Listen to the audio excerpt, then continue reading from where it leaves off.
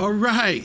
All right. All right. All right. Good afternoon, good evening, good morning, wherever you are in the face of the earth. Welcome to a special presentation here live at the headquarters of the Israelite Nation Worldwide Ministries. We've started an hour earlier. Because of the presentation, we have a packed day with some informative information, and we're also going to cover the Remember the 400 rally that's happening as we speak downtown Toronto.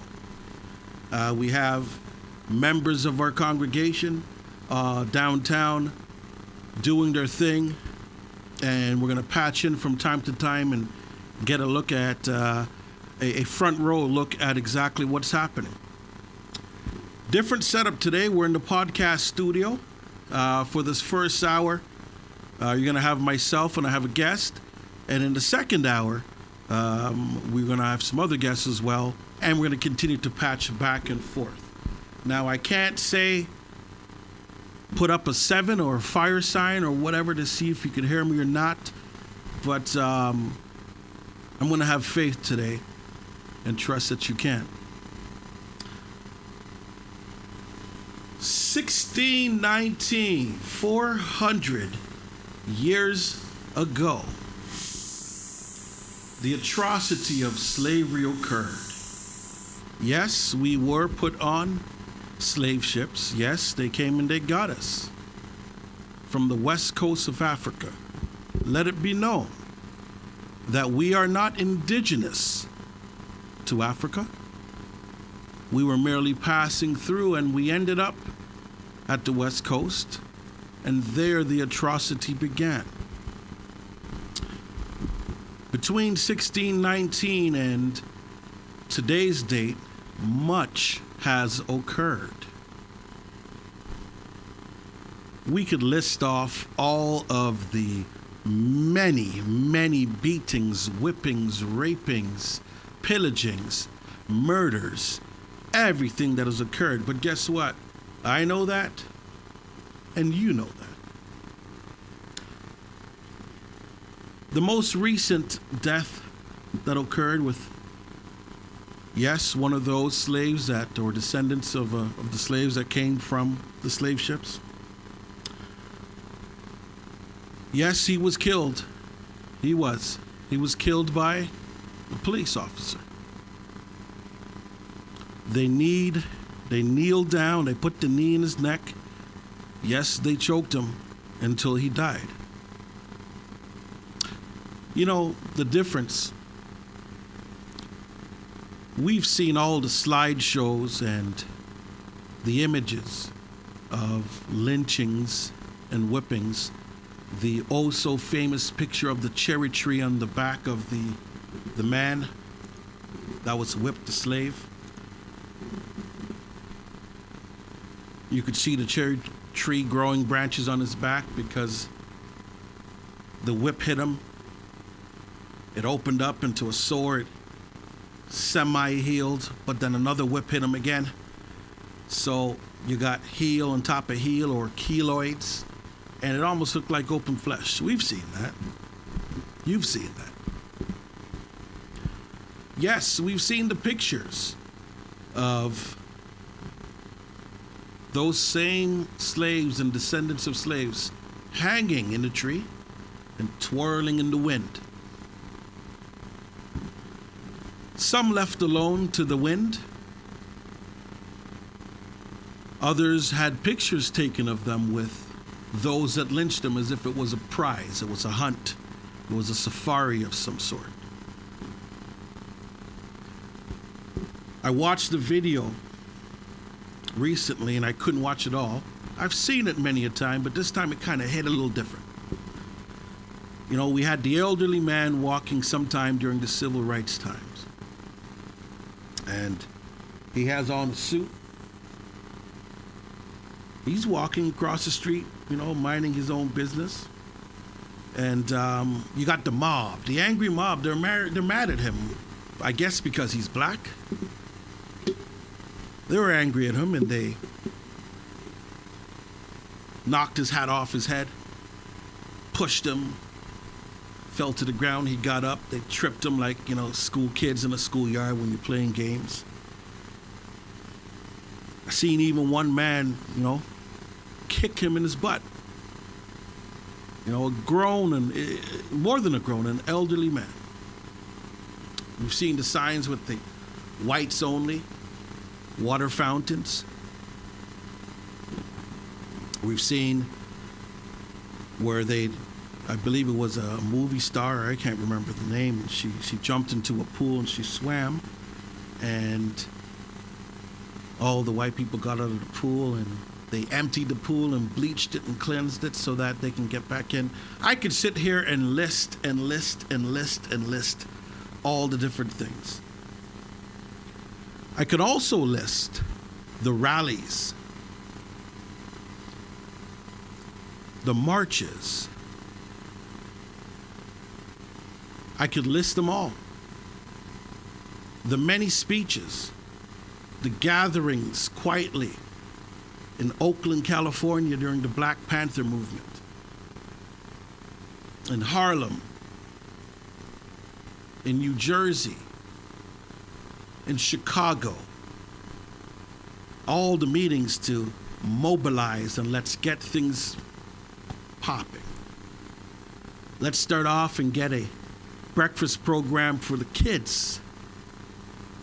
Let's even weaponize ourselves and protect ourselves in the neighborhoods. All of the above.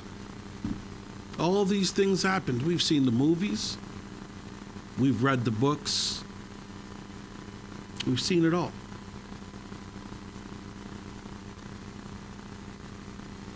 In 2008, the United States of America passed a resolution to apologize for slavery. They did. We're going to get into an apology in a little bit.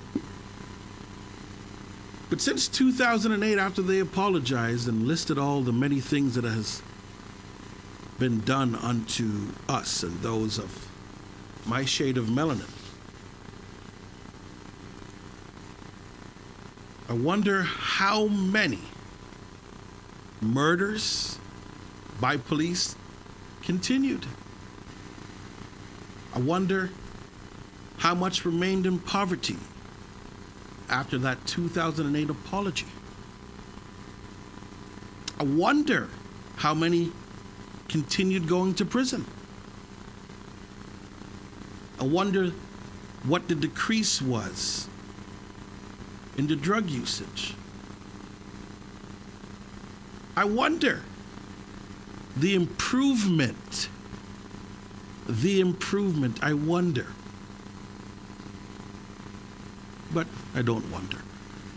I have with me Elder Kirk from the New York, New Jersey area of the Israelite Nation Worldwide Ministries. Elder Kurt, are you there?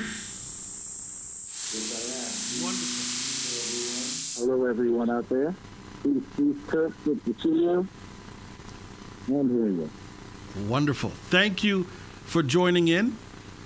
Today is one of those days that's going to be a little different. It's a little bit of a setup, but we're going to do all that we can to continue to give food to the children and also to patch in our efforts as we go out these doors to try to get the sheep to come on back home. Elder Kurt, what's the climate right now happening in terms of rallies and that type of thing that's going on in New York? What's happening over there? Yeah, well, as you and I'm sure everyone in the world has seen so far, there are still a number of rallies that are taking place in different cities across the nation. Right.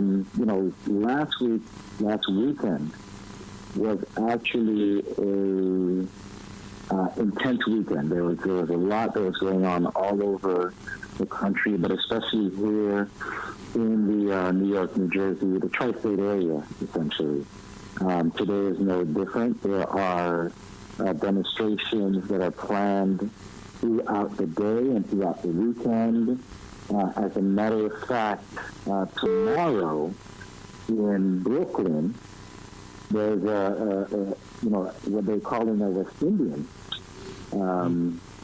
rally that is planned as well. They're going to have a lot of different, Caribbean-based artists that are going to be out there. They've asked people to, from the Caribbean to come out and have their flags represented with them and to wear black in solidarity, and they're going to march from, one portion of Brooklyn all the way down to another portion, and then they're going to have, their speeches and all these sorts of things that will take place.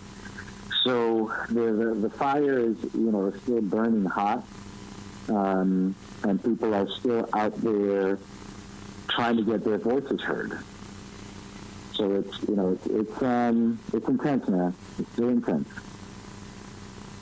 Now, I know, you're across the border and you have a different perspective in terms of living amongst the museums and the ghosts, so to speak, of all the movements over time that has happened with our people. We've had different risings or attempted risings. We've had rallies, marches.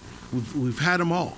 And, some of them gathered a lot of people,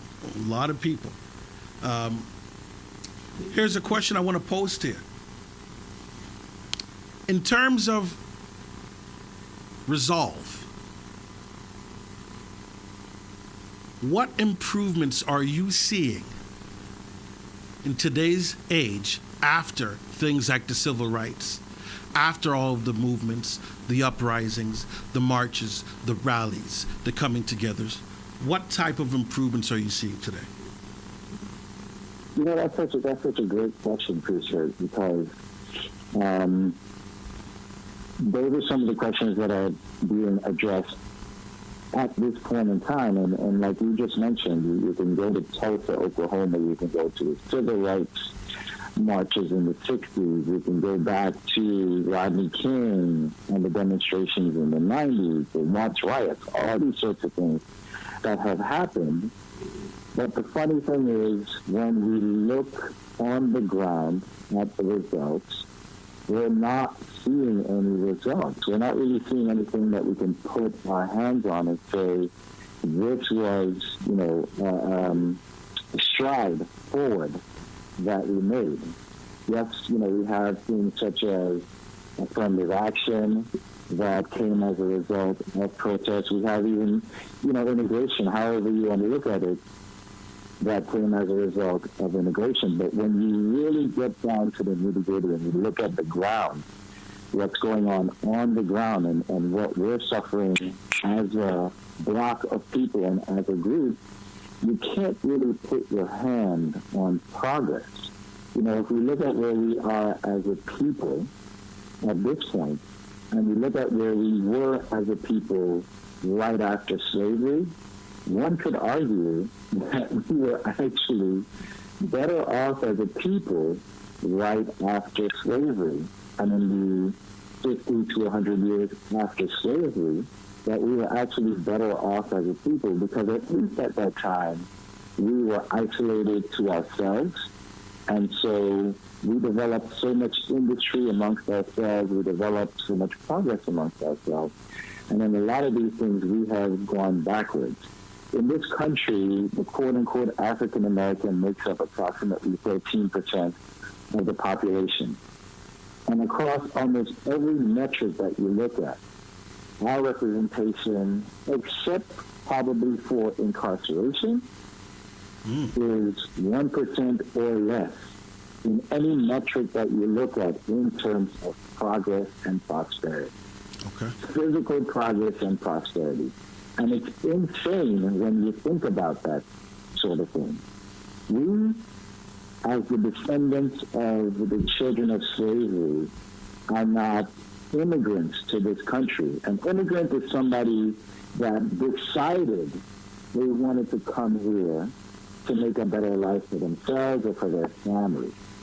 We were not immigrants. To be forcibly taken from your home and brought and put into another home does not make you an immigrant.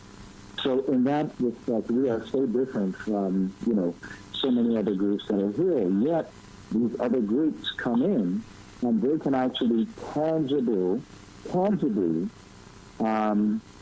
put numbers on the progress that they have made as a people and as groups. We can't do that. Interesting.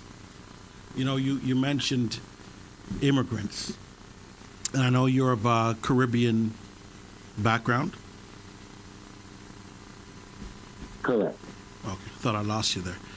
I was looking over some stats, and within the Caribbean, there was, I think St. Kitts itself was averaging 13,000 slaves per year.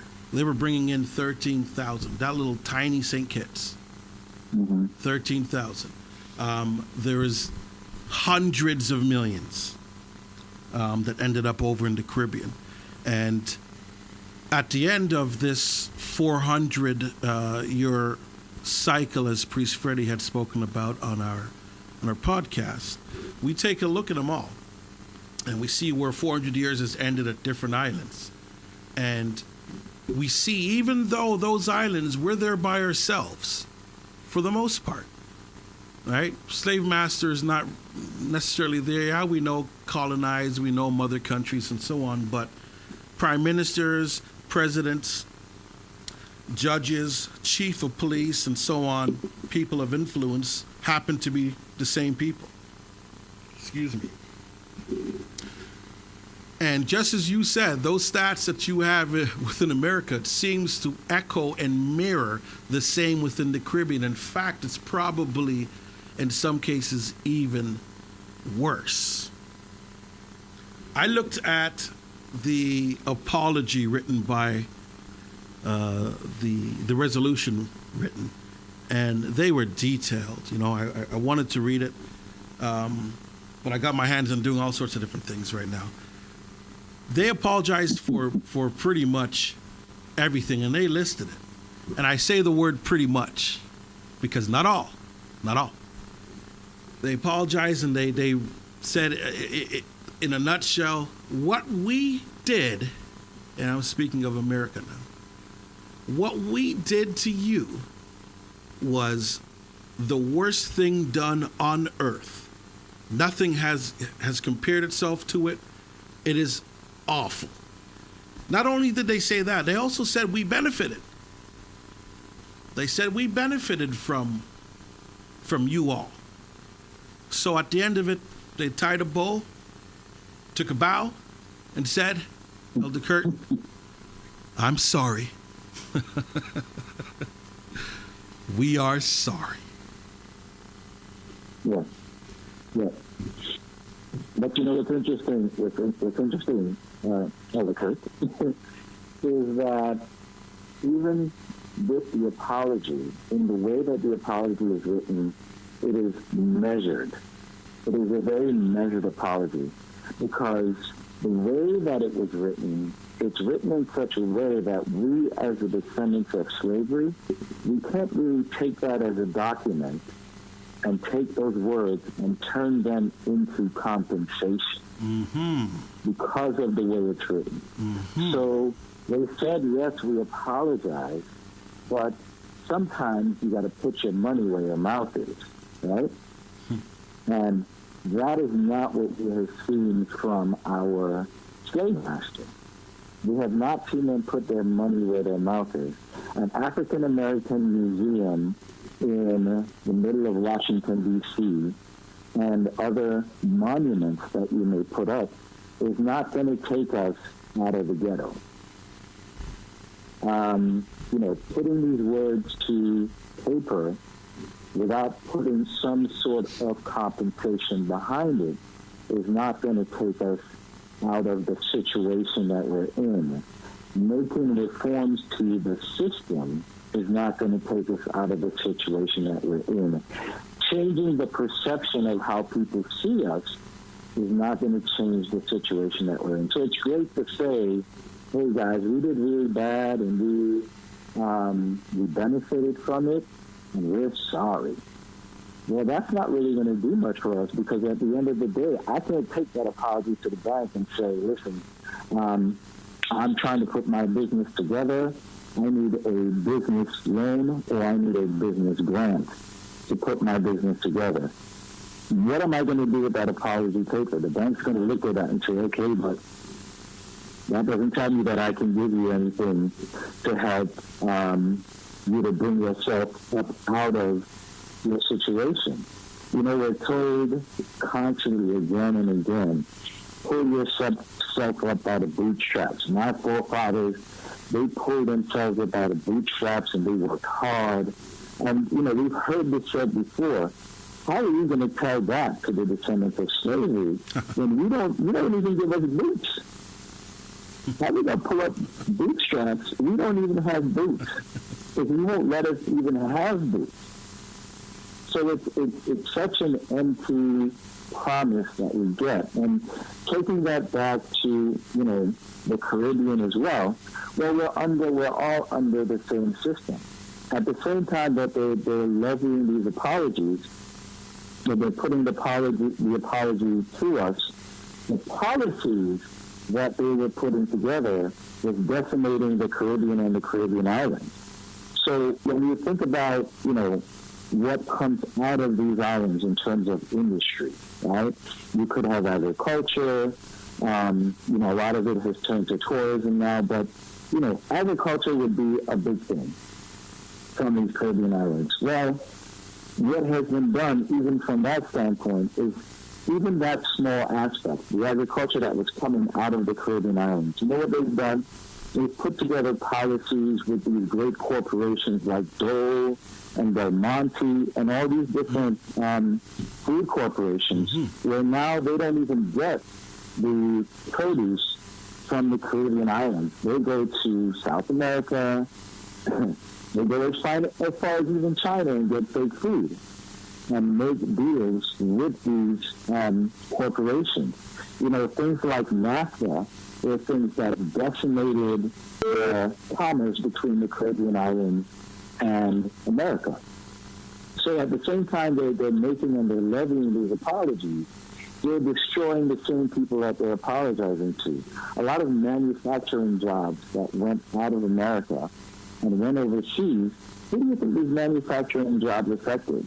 Disproportionately, the children of Jacob. So on the one hand, they're apologizing, but we're not seeing what's going on with the other hand that's behind their back. And so now, you know, Malcolm said something really profound and distinct when he said the chickens come home to roost. Either way that you look at it, good or bad, positive or negative, those chickens come home to roost. Elder Kurt? And if you continue to put out negativity, that's what you'll get back. Elder Kurt, we have some action happening here. We have somebody reporting. We got Claudia. Give me one moment. Let me get Claudia in here. And Claudia, yeah, can you hear me? I am at the back, giving you a back view of what the crowd is. You're really low. You're very low. Oops.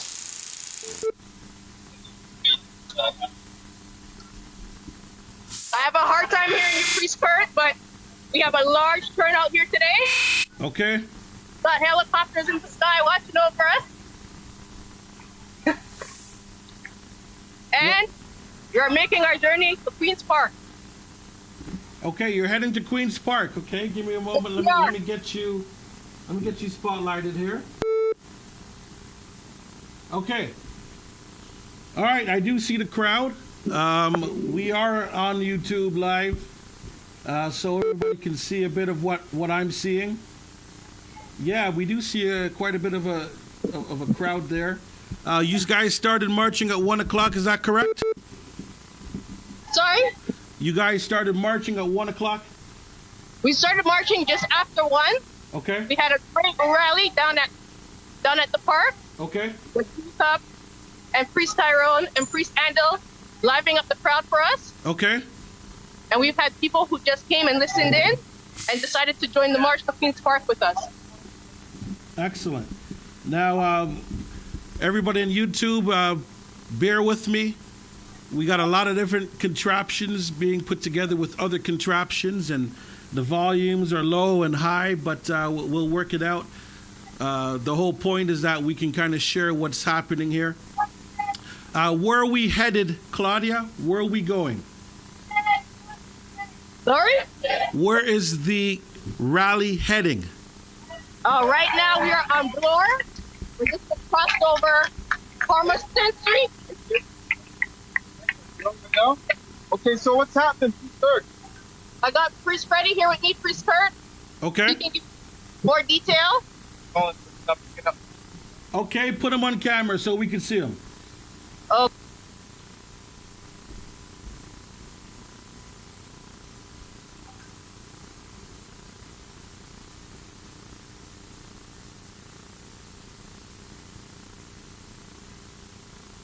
Okay, so what we're looking at, we're down here in Toronto, downtown Toronto. We're marching towards Priest Kurt, Queen's Park. can you get back to us in about 2 minutes? So we can just get ourselves situated. Not a problem. Okay, we will do. We'll go Okay. back to Elder Kurt.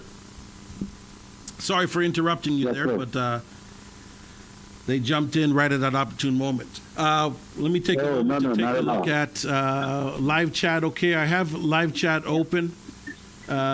Thank you, everybody, for joining in. If you could hear us, if we're good, give us an indicator by hitting that numeral 7. Hit that numeral 7 if you could hear us.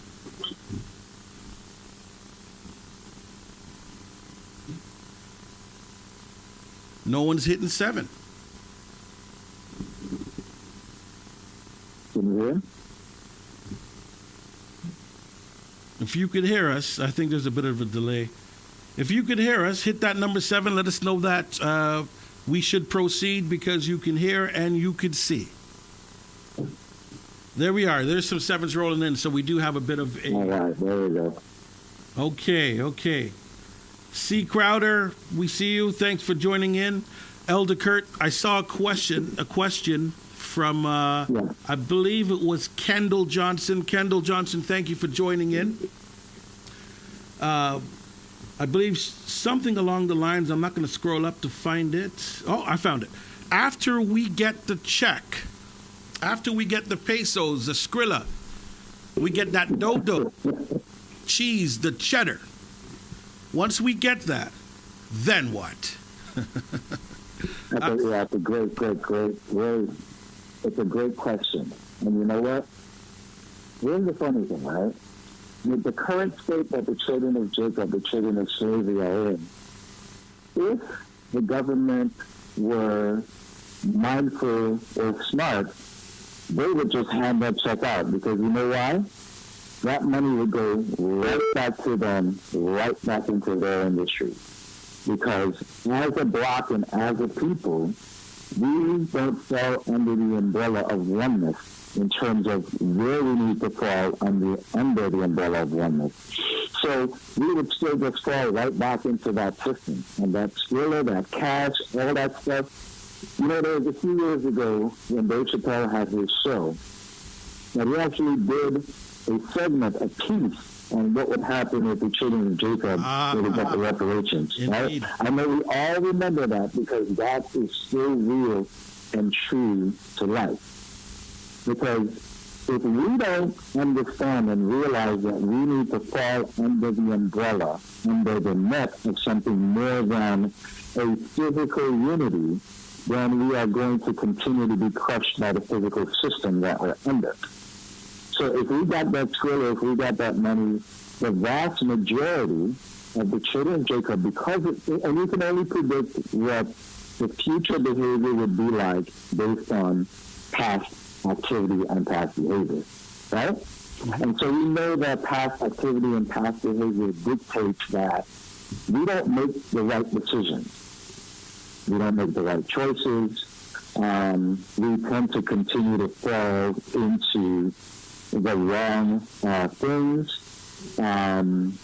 We tend to follow the wrong paths. So there's no reason to think that with the way our thought process is right now and what we fall under, that we would just continue on that path. So if that scale came to us, there would be a very small percentage of us that would actually take that money and try to make our individual lives better and our community lives better.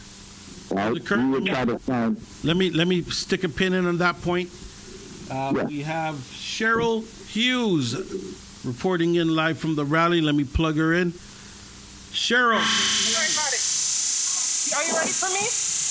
I'm ready for you. You're live. You're live and direct as we speak. I wish the sound was better, but we're gonna roll with it. I'm gonna turn around. Okay. Yep. Go ahead. Ooh, maybe I should turn my camera around.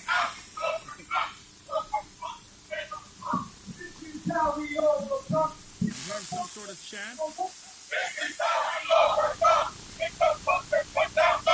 Remember the 400. There it is. Remember the 400. All right. We got people with masks on. I see different. I wish I could get this volume to be right, but oh well. This is how we overcome. I'm hearing something like this is how we overcome.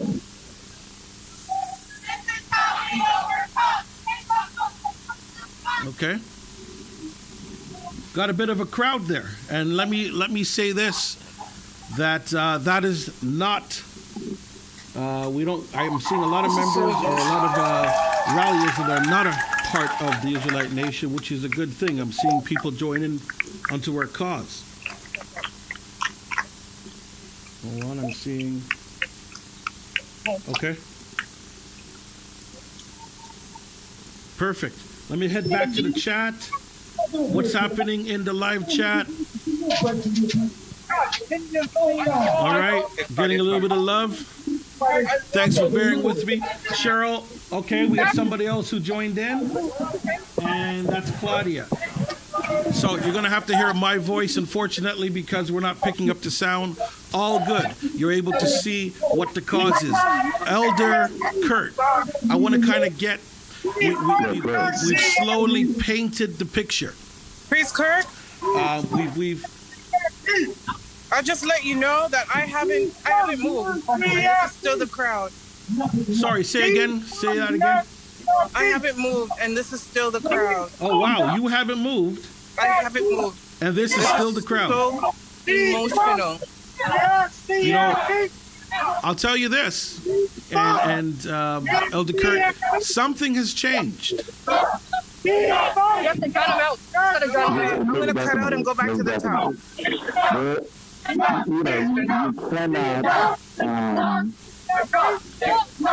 You cannot stop progress. Let's put it that way. Right? We know that you mentioned earlier in the segment about the 400 years, right? Right. And we as the Israelite nation, we talk a lot about the 400 years and what the 400 years means to us. We see people have taken this up and they talk about the 400 years as well. The reason the 400 years is significant is because, as we said before, because it's mentioned in the book of Exodus.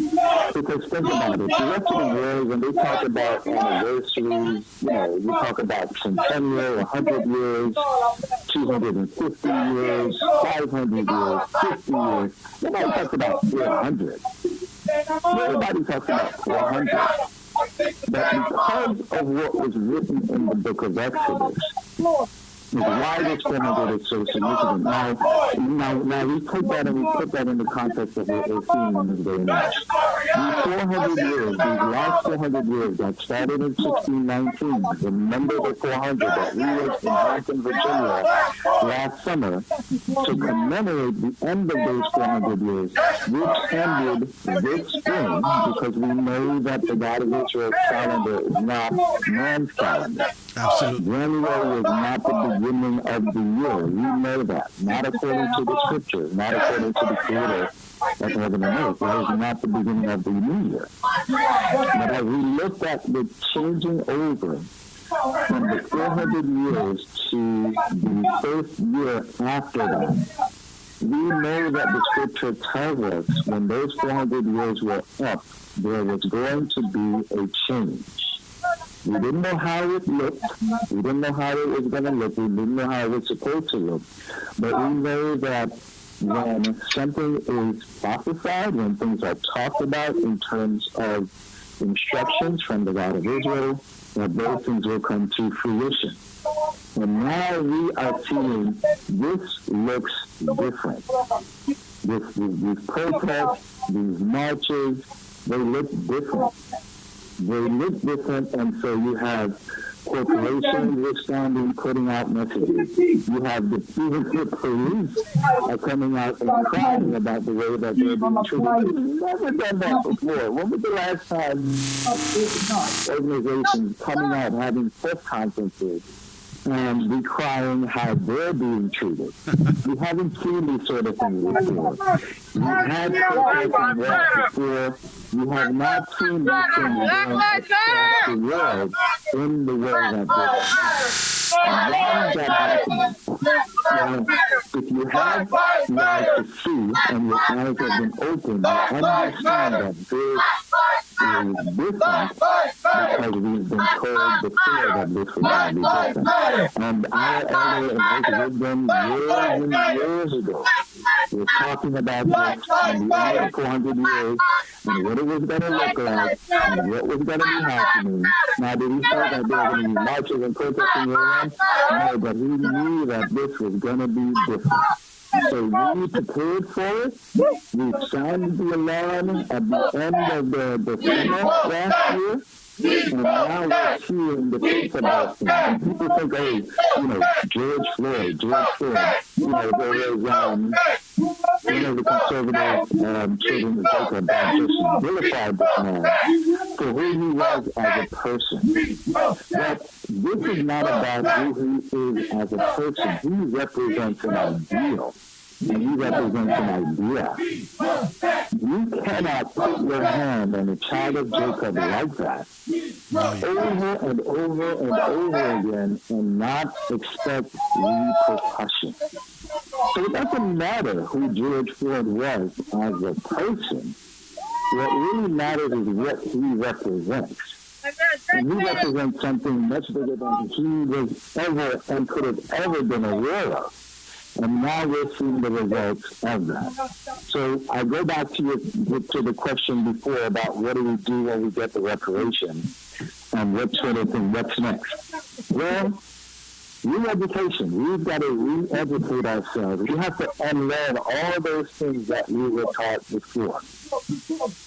We have to unlearn all those things that we were taught before. Can you hear me okay? I don't know if I'm muffled. You're good.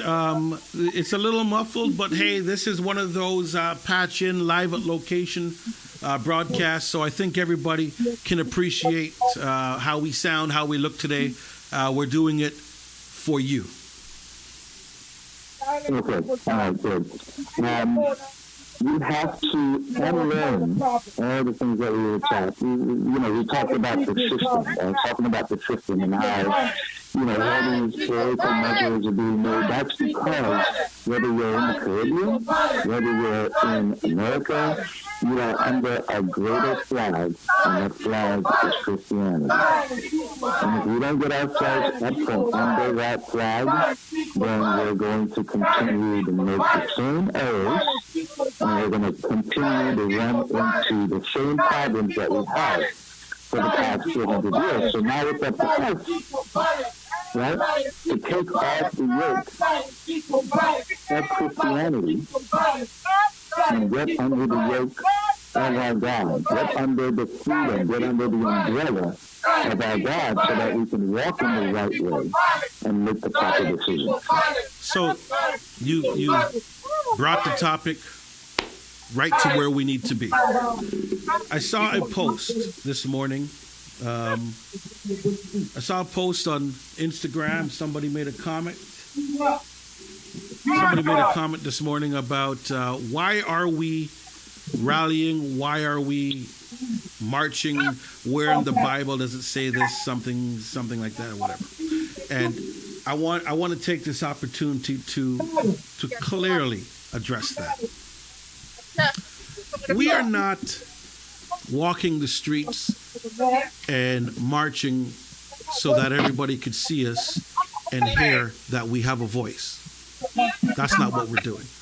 We are not merely saying Black Lives Matter. Black lives matter. But we are not merely saying Black Lives Matter. We're attempting to bring a solution that has not been tampered with the masses of our people. You see, we get angry. We form mobs really quick. As you talked about historical data, look at our historical data. You push us against the wall, we hit back. We mob up. We go all the way back to slavery, and what do we see?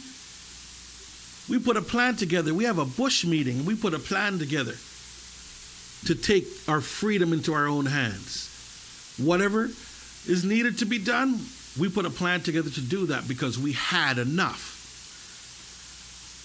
But each and every time that we've done this, each and every single time, from 1 to the infinity number that we're at, every time we've done this, we always seem to get back into the same mire.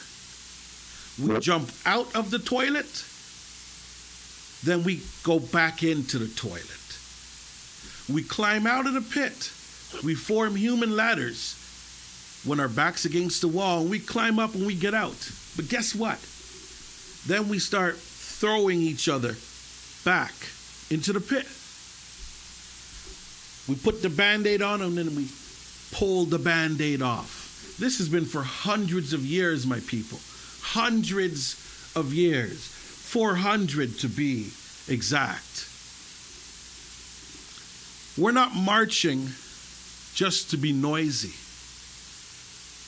When you tune into the frequency and listen to what we have been saying over the last month to 2 months, maybe, since this COVID thing has kicked in, since 2019 has ended, since 2020 started in our Israelite New Year, as Elder Kurt had mentioned, the world has changed. Since the world has changed, the fire has started to burn. What do? We resort back to the things that we've done all this time, all these years. But after it cools off and it quenches, we put on our bathing suits and our goggles and we deep dive back into the toilet.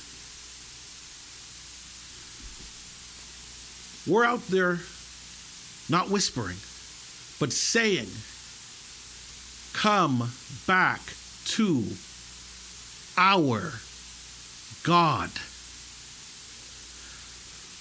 No matter the amount of money that they pay us with a paycheck, no matter the amount of money that they give us, no matter what resolution they pass, it doesn't matter if they give us for the please correct me because I'm not American, HCBUs, Elder Kurt? HBCUs, yeah. HBCUs, no matter the amount of money that they give us for those schools, we end up back into the toilet. Thank you for all the fire, everybody, because this is real. I mean, we're at the moment. This is real. This is not fairy tales here. We're on the cusp right now. This is it. This is the moment. So we're out there, we're talking to the guy who asked why or where in the Bible does it say rallying and all that. You know, you are part of the problem. You are part of the problem. We need to put away those old ways. We need to see wisdom where it's at. We need to see these things and apply them differently so that we no longer plunge into the toilet. Because I'm sick of the toilet. I'm sick of the toilet. And the toilet doesn't only have water in it.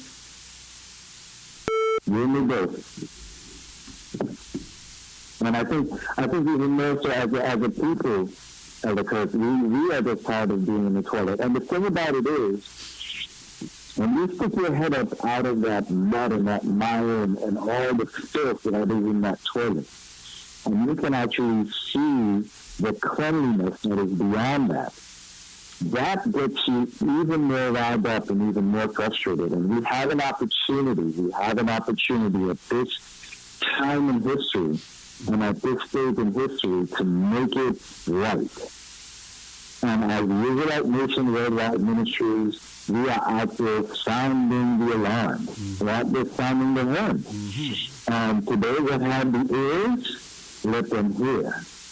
But we are not going to sit idly by and not sound the alarm and not blow the horn. We are blowing the horn because that is our job. That's what we're supposed to do. So we're out there blowing the horn for those that are listening for it, for those that are tuned in to that frequency and they're looking for where to go and how to do this. That's what we're doing today. So it's not about looking in the scriptures and trying to find the value in the scriptures. That's not what we're doing. We are sounding the alarm. I'm sure if you get into any one goes in the scriptures, they'll see about blowing the horn and sounding the alarm. And the scripture is talking about come out of her. Right? This is what we're focused on. This is what we're doing on this day. So, let's not be so critical and talk about this is not in the scriptures. The scriptures don't say to rally. The scriptures don't say to demonstrate. Our forefathers did. This is just a form of sounding that alarm and getting the word out there. We are using the same platform that our people have used for all these years because we want to talk to our people in a way that they understand, but we want to talk to them with the right message. Because as you said, Priester, we don't want to go back into that nothing right now. We are about moving forward. And we cannot move forward without the God of our Father. If we do that, we'll be right back where we started. Elder Kirk, give me a moment. We got Claudia Patch again. Let's see what she has to say or display. Queen's Park, if you can hear me, I can't hear you. Right now, we are walking down Queen's Park, making our way almost to the Queen's Park building.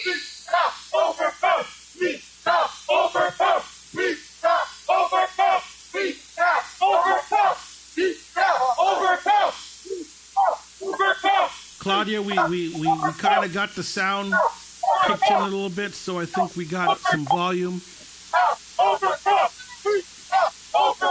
Now, how far are you from the destination? Okay, looks like Claudia can't hear us.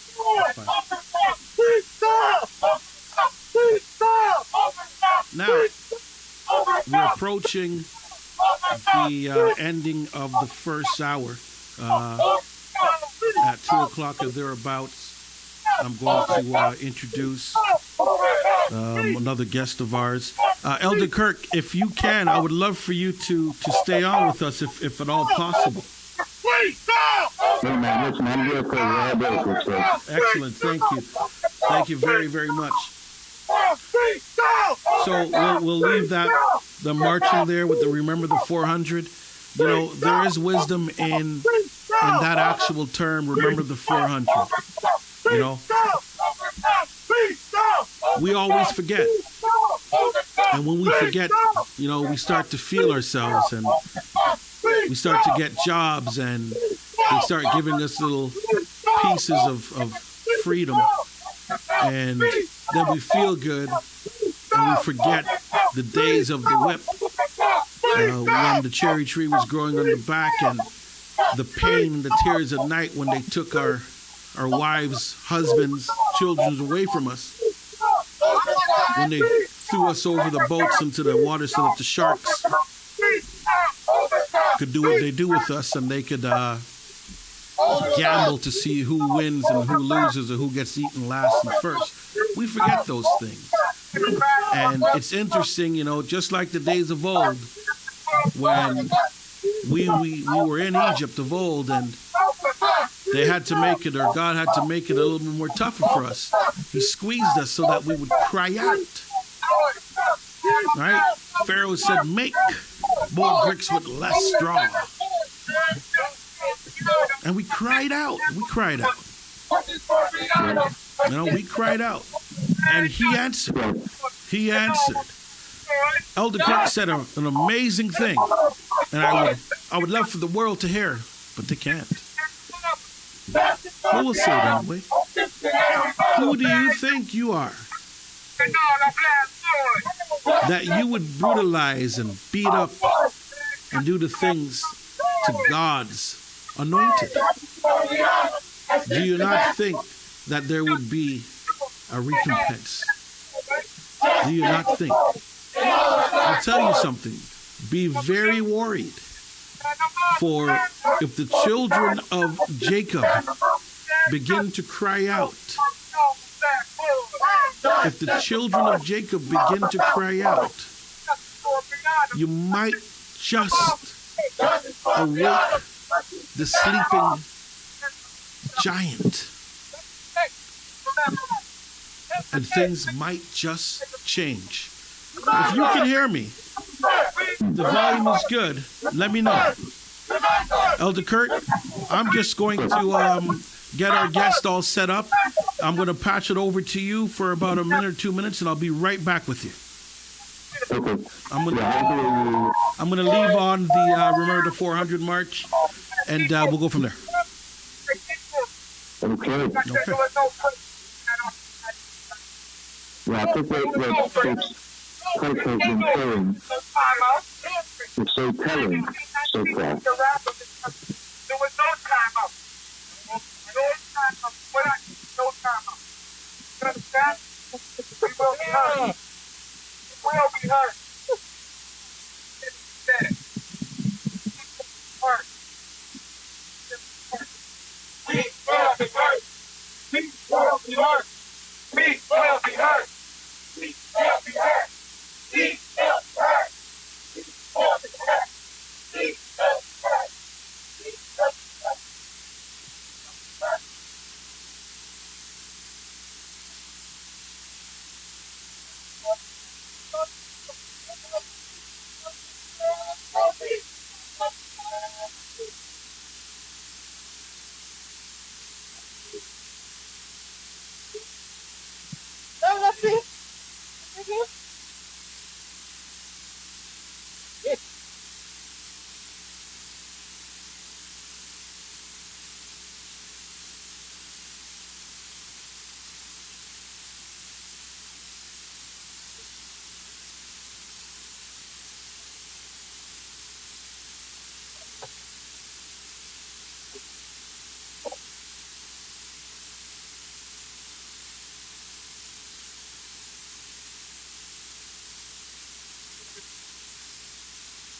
Okay, looks like we may have lost Elder Kirk. That's fine.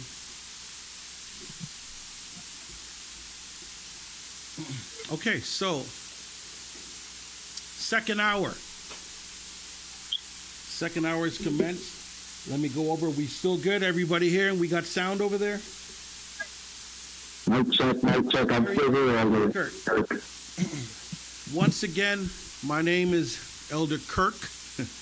We have Elder Kurt from our New York, New Jersey location on with us, and we're covering the Remember the 400 rally live at location. We're broadcasting live here from the podcast studios in Toronto. Elder Kurt's on line with us. And during this second hour, we have our guest that I would like to introduce in just a moment. Don't forget, you could donate. You could hit that money tab and put some money, put some respect on the efforts of what we're trying to do, which is back for you. You could see that we've improved our broadcasting situation over time, and that is due to to donations and some assistance from those of you who are listening, and we appreciate because this is what we are definitely here for. I want to take this moment and introduce our next guest. Elder Kurt, don't go anywhere. Stick around. Okay, I'm right here. Okay, we're there. Our next guest. You know, we talk about crying out to the children of Israel. We talk about the 400 years, and it's on everybody's lips nowadays. We talk about freedom. We talk about crying out. We have the master teacher of the Israelite Nation Worldwide Ministries. It is he who taught us years ago. You may have seen myself and Elder Freddie in a podcast, and he was talking about years ago, the 400 years. And let me tell you something. I remember sitting and listening years. I can't count it. It was sometime in the 90s, and Elder Shadrach spoke about the 400 years. That's when I heard it. And at the end of the 400 years, you know, it's going to be something to take a look at. And as Elder Kurt, you said, 2019 ended. According to our Israelite New Year, the new moon came, boom, the old year was done. 2019 has been spent. That's over. 2020 didn't even have a moment of rest. It just went right into what I would describe, without being forward, a new era. You know, some form of a difference. I mean, look at your screen right now. Take a look at your screen. It represents 100 We got, years. let me just say it. And you know the Israelite nation, we teach all nations. So appreciate what I'm about to say. We got white folk. Look at that crowd. We have white Every folk minute represents 100 on years. knees, bending their knees towards our cause. I don't know when that is. Please let me know if you've seen that in large abundance before. I don't know if I've seen it, but I'm looking at it right now. This is in Toronto. Look at that crowd. Something has happened. People have been killed by police and lynchings and all sorts of different things for centuries, not decades. But this last one erupted the world. The end of the 400 years occurred, and we're in a new era. I'm not even going to talk about Corona and COVID and all that stuff. We're in a new era. So let me bring on to the studio the master teacher of the Israelite Nation Worldwide Ministries. He who set things in order so that we could have a rally like today, as you're seeing. Look at all those people. We were in Virginia last year to commemorate the 400 years of our forefathers, foremothers coming to America, which is the new Egypt. So I'm going to bring him on. This is our teacher. This is our elder, Elder Shadrach. Good afternoon, Elder. Good afternoon. Let me make sure we have mic levels here. It's nice to be here. Okay.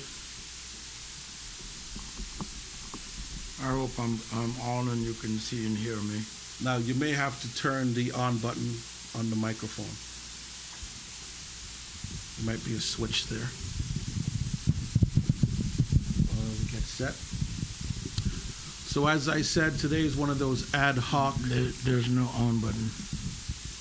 Okay, I could hear something. Okay, you got it. You're good. You're good. There you go. Okay. So I want to put it back over to Elder.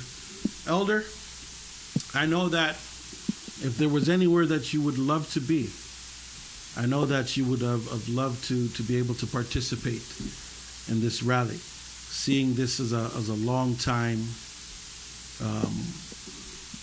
teaching and vision, if I could say that.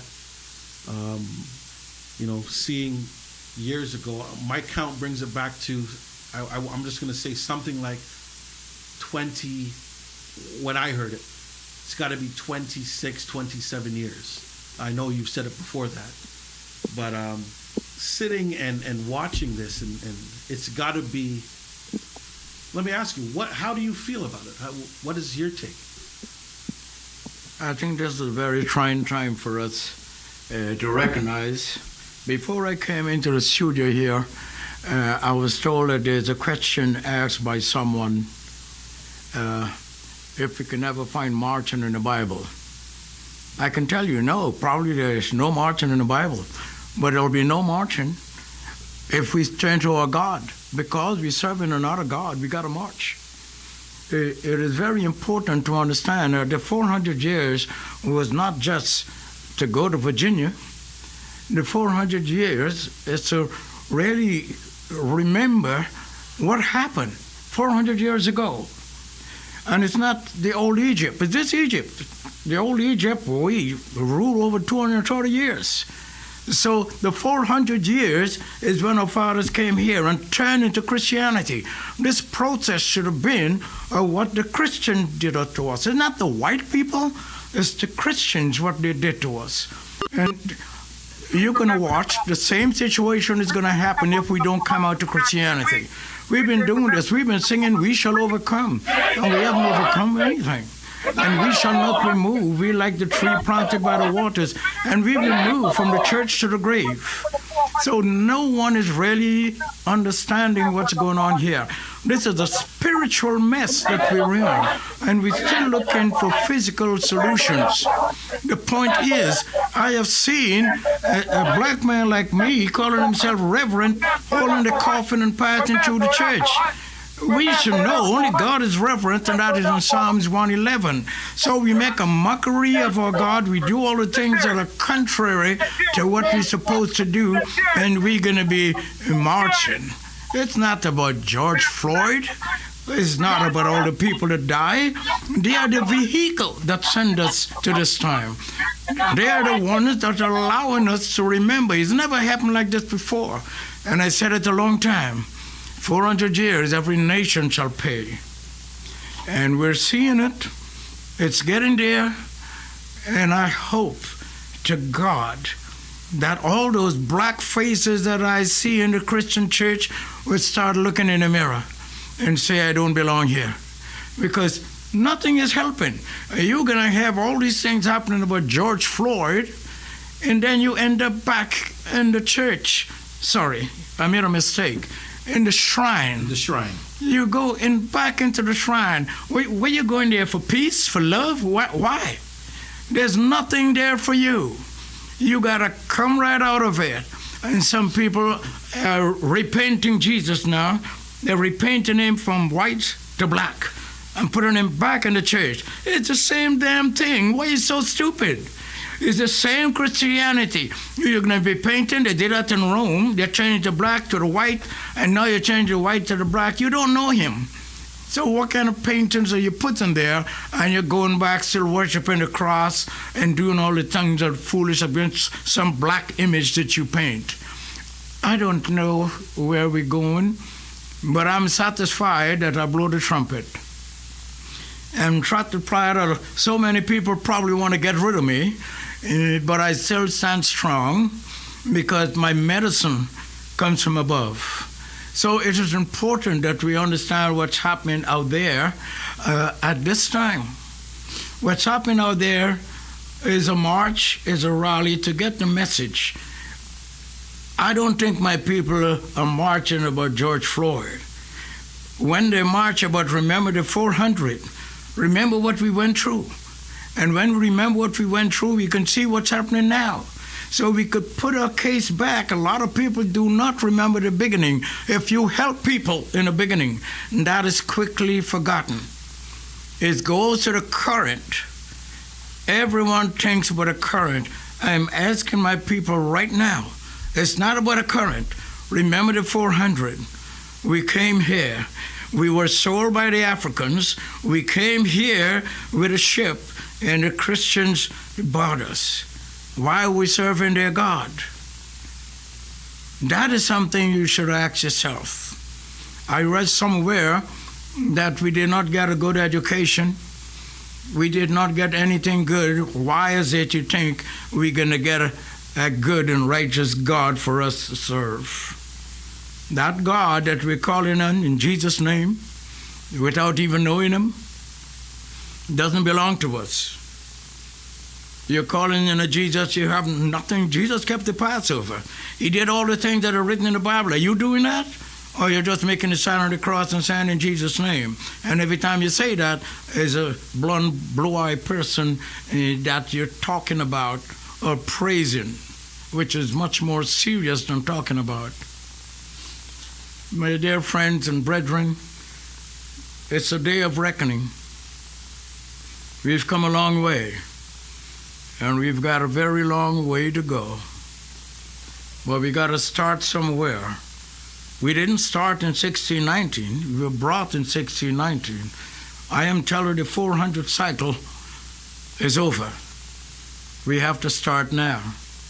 And the whole world is watching, not only the Americas or the Caribbean, the whole world is looking on now. The economy of the entire world is looking on. So what we're going to have to try to do these days is to remember and understand how it all started. Slavery is only part of our history. We had a great history when we were in the land of Israel. We had a great history when we were given the covenant, when we were given the commandments. That was not given to Christianity. They're the biggest thieves and liars. I am telling you today, we would continue, mark my word. Even if I go and sleep with my fathers tomorrow, mark my word. As long as you're in a Christian institution, you're going to have more George Floyd and more Rodney Kings, more all of them, if you keep going back to the Christian church. You can't ask a thief to try a thief because he stole. How are you going to go to the Christian to get satisfaction and salvation and whatever you're looking for? He is the one that put you in bondage. It's common sense. Go back to the beginning is all I can ask you to remember. If you go back to the beginning, then you'll begin to understand why I'm sitting here at this time of the year and have my people, my brethren, and all those, we had that and they killed Malcolm X. It's humanity and humility. All of this marching, it didn't work before because the message was straight from a Christian mouth or a Muslim mouth. Both people that had us enslaved, and both people had something to do with us. This is coming from an Israelite mouth. And this is what we need to understand. When we were marching before, we were singing, "We shall overcome." We didn't. When we were marching before, we were like the tree planted by the rivers. What happened? Nothing happened because we went back to the Christian and the Muslim mosque.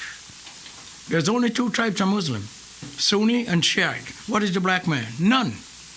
But he claims he's a Muslim. How is he a Christian?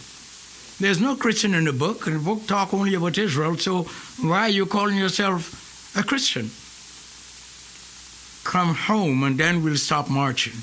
The question the person asks, I have not seen any marching in the Bible. Of course not.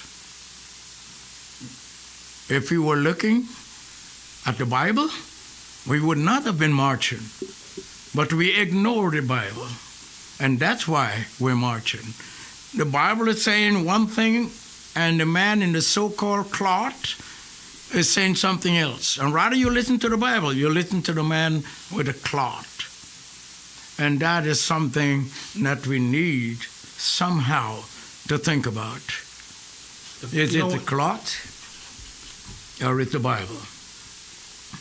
We just had, while you were speaking, we saw Priest Doreen get interviewed. I don't know what news agency it was, but she just got interviewed. And young Tamar was also just interviewed. I believe some of you online got to see it. So that's good. We hope that the message that you just said, I know they were saying, and we need to get this out to those ears that need to hear it. Elder, you had made mention, because I want to take these moments to add clarity to everybody. I want everybody to understand and be clear. You said Africans sold us to the Christians. Africans were in line with the Muslims. They used to be called then the Mohammedans. And they collaborated. The slave palace in Ghana was built by the Portuguese. And some people might say that the Indians were colonized. There was no one, when we were enslaved, we were rebellious. So how come when we're a continent, we cannot be rebellious? It's just that we can't get through or get together. And the reason why all of this happened in Africa now that the Chinese are saying everyone went in here and get a piece of it. I'm going to go in too. It's just so they don't know the reason why everyone can go into Africa is because what Africa had done to God's chosen people. Now, this is interesting, and for those of you who would be listening to the Israelite Nation, whether this be live or recorded, and you hear terms like African, and you hear Christians, and you hear Gentiles, know that we're speaking us, the descendants of the children that were taken in those boats across the seas to the Americas as slaves. We are those that were written in the book. We are those who are the descendants of the 12 tribes of Israel. So we mark distinction, a difference between the indigenous people of Africa, the indigenous people, and those that came to get us on the boats that had the crosses in their sails waving, waiting for us.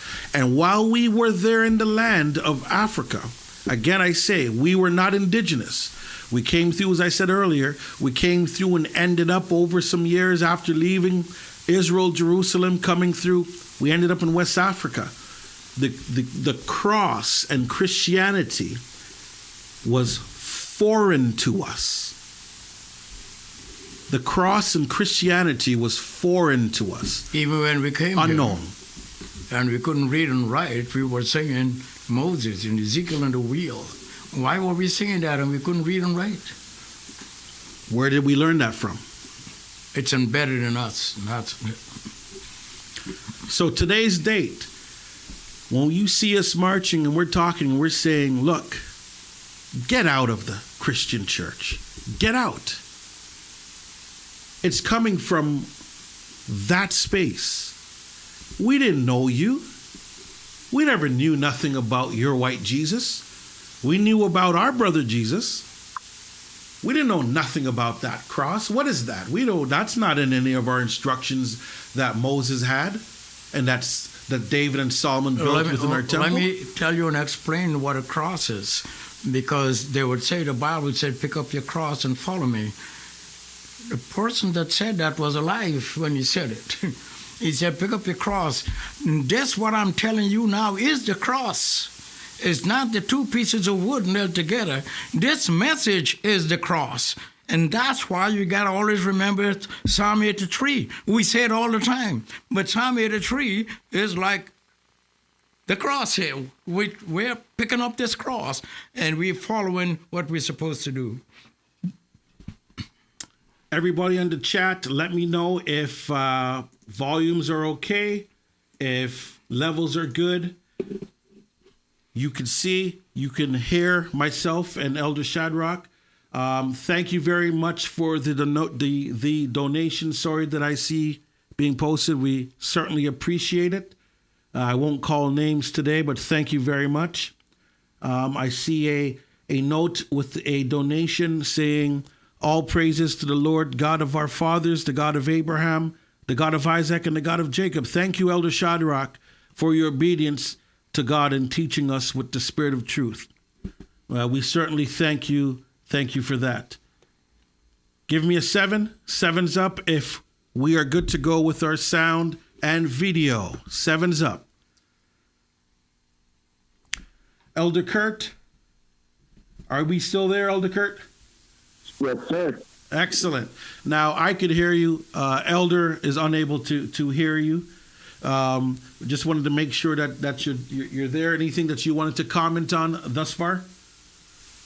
Oh, well, the first thing I want to say is I just want to give a big shout out and a thank you to our elder for his commitment, his dedication, his teaching in terms of bringing us out of the mire, because at one point in my life, I was out there lost in the mire, lost in Christianity, following the Queen of Heaven like a loyal servant. And when that question came to my mind and I tried to understand who I was and what my purpose was, and understanding that Christianity was not for me, the Israelite nation brought me the answers. And so I just want to say thank you to my elder for his commitment and his dedication to always doing his job. I think the word that we said so far, people really have to take these things to heart. We are at a pivotal time in our history here. And as he mentioned, the horn is being blown. We are blowing the trumpet. And for those that have the ears to hear, let them hear and come and join us. And let us turn to our God, because if we don't turn to our God, then we are going to end up in the same place that we were yesterday. Tomorrow, it will not be George Floyd. It will be a different name, but it will be the same situation. Amen. And Elder Kurt extended his thank you and his appreciation with what he had to say as well. Right now, on screen, you'll see we have Tamar in the middle of the rally. That looks like an awful lot of people. She's saying some form of a speech. I don't think we're going to be able to get the audio. Oh, you should. No, we won't get the audio, but I see people clapping right now. Give me one moment. Let me see if we can get some audio inside there.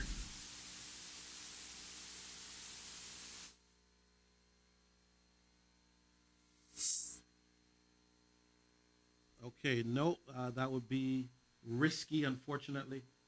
We won't be able to get the audio. But you're able to see the video. We see there's Priest Doreen. And that crowd, I'm to be honest with you, I have to say I am impressed with that size of the crowd that I see there. With such a cost or cause, I should say, and the message that we have to say, I didn't expect that many people to join on and to agree.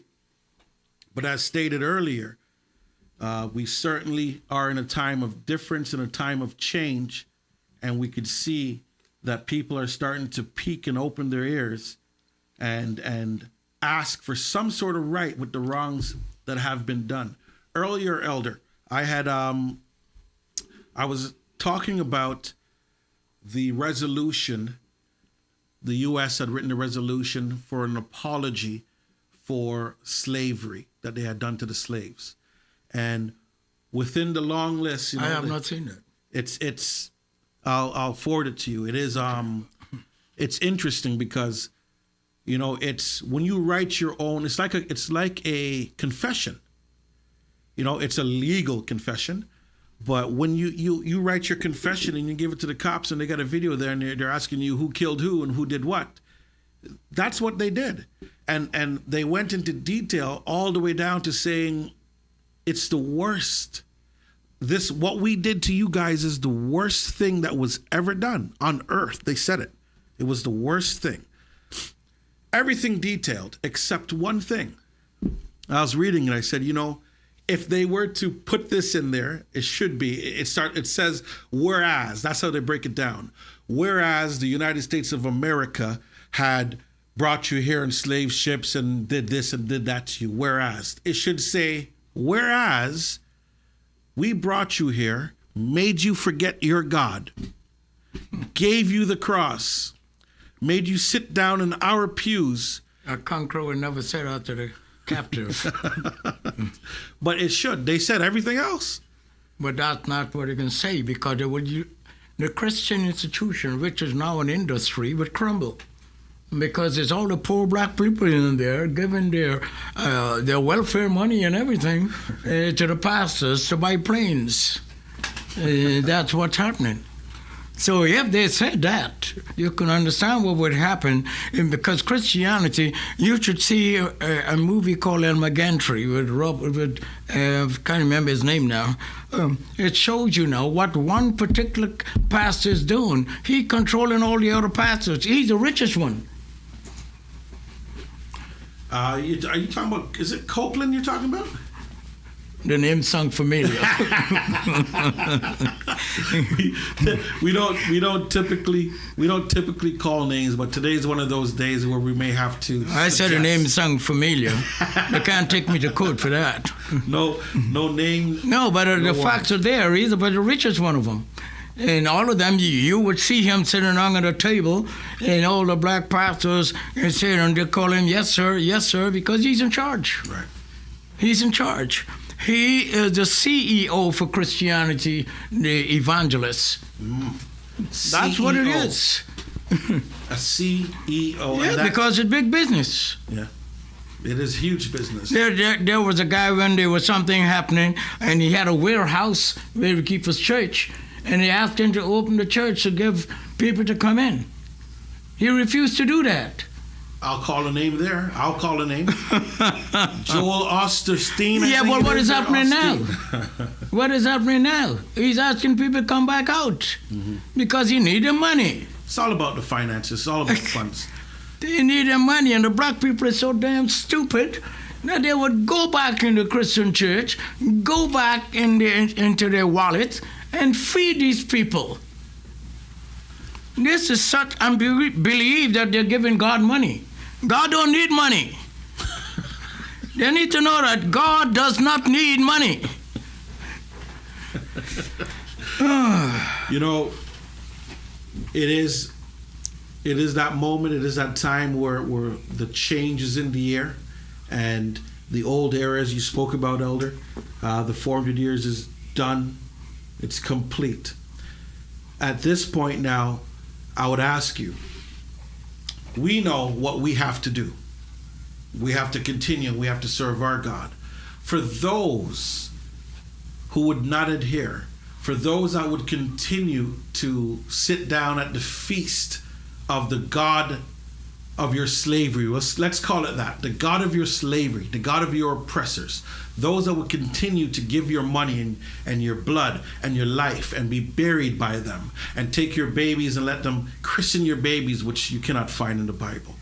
Those that would continue to do so, what type of outcome can they expect?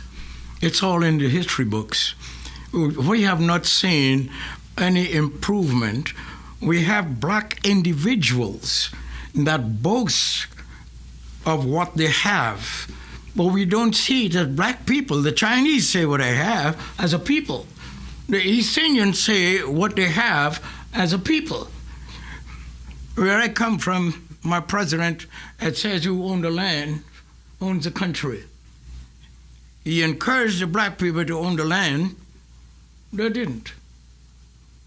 They would sell their land to other people just so they can have the money to buy nice things, or to have 5 women and all the things. 5 women? Yeah, that's what they would do. They would do all of that. They would not think the Khazars would sit down at a table during Passover and tell the young boys how to make money. We don't do that. I still waiting to see a nice, proper black restaurant that you can dress up in your suit and take your date out to. No. I'm still waiting to see corner stores.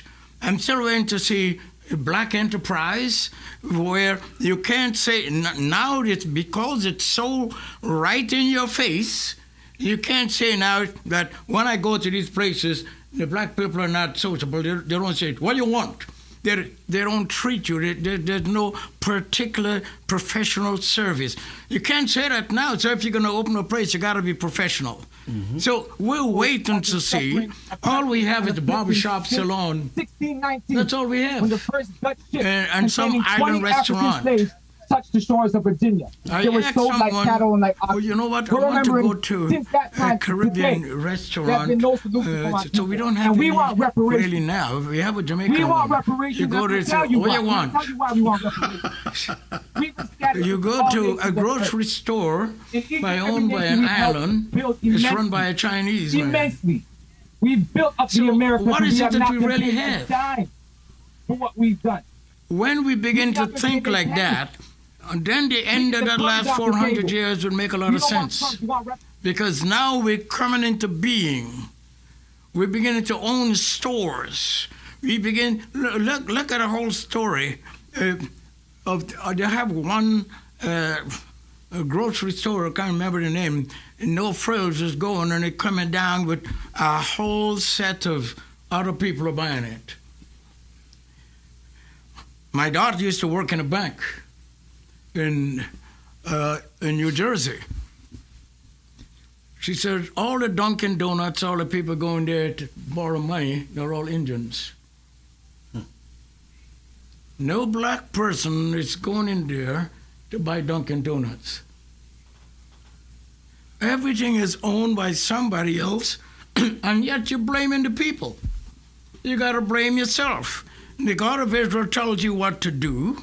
The white man see that you can become very powerful. Sorry, I should never say the white man. The Christians say, they say and know exactly what, if you were obedient to that Bible, what would happen to them. So they make sure that you're not allowed to read, you're not allowed to write, and when they're teaching you their philosophy. So you can't read. Now I can read, and I understand, and I'm teaching you, and you better understand this is not a physical thing that is happening to us. It is not physical. 400 years ago it started, and a little before that, because it was the Africans who put us in these so-called palaces, slave palaces, and we waited for the long ships. And then we came here with the long ships, and it started. So while you're going back, you're crying and you're going back into the shrine and serving their God. What sense does it make? 400 years ago, when we remember that, we should remember not only our punishment, but who punished us. That is what we should remember right now.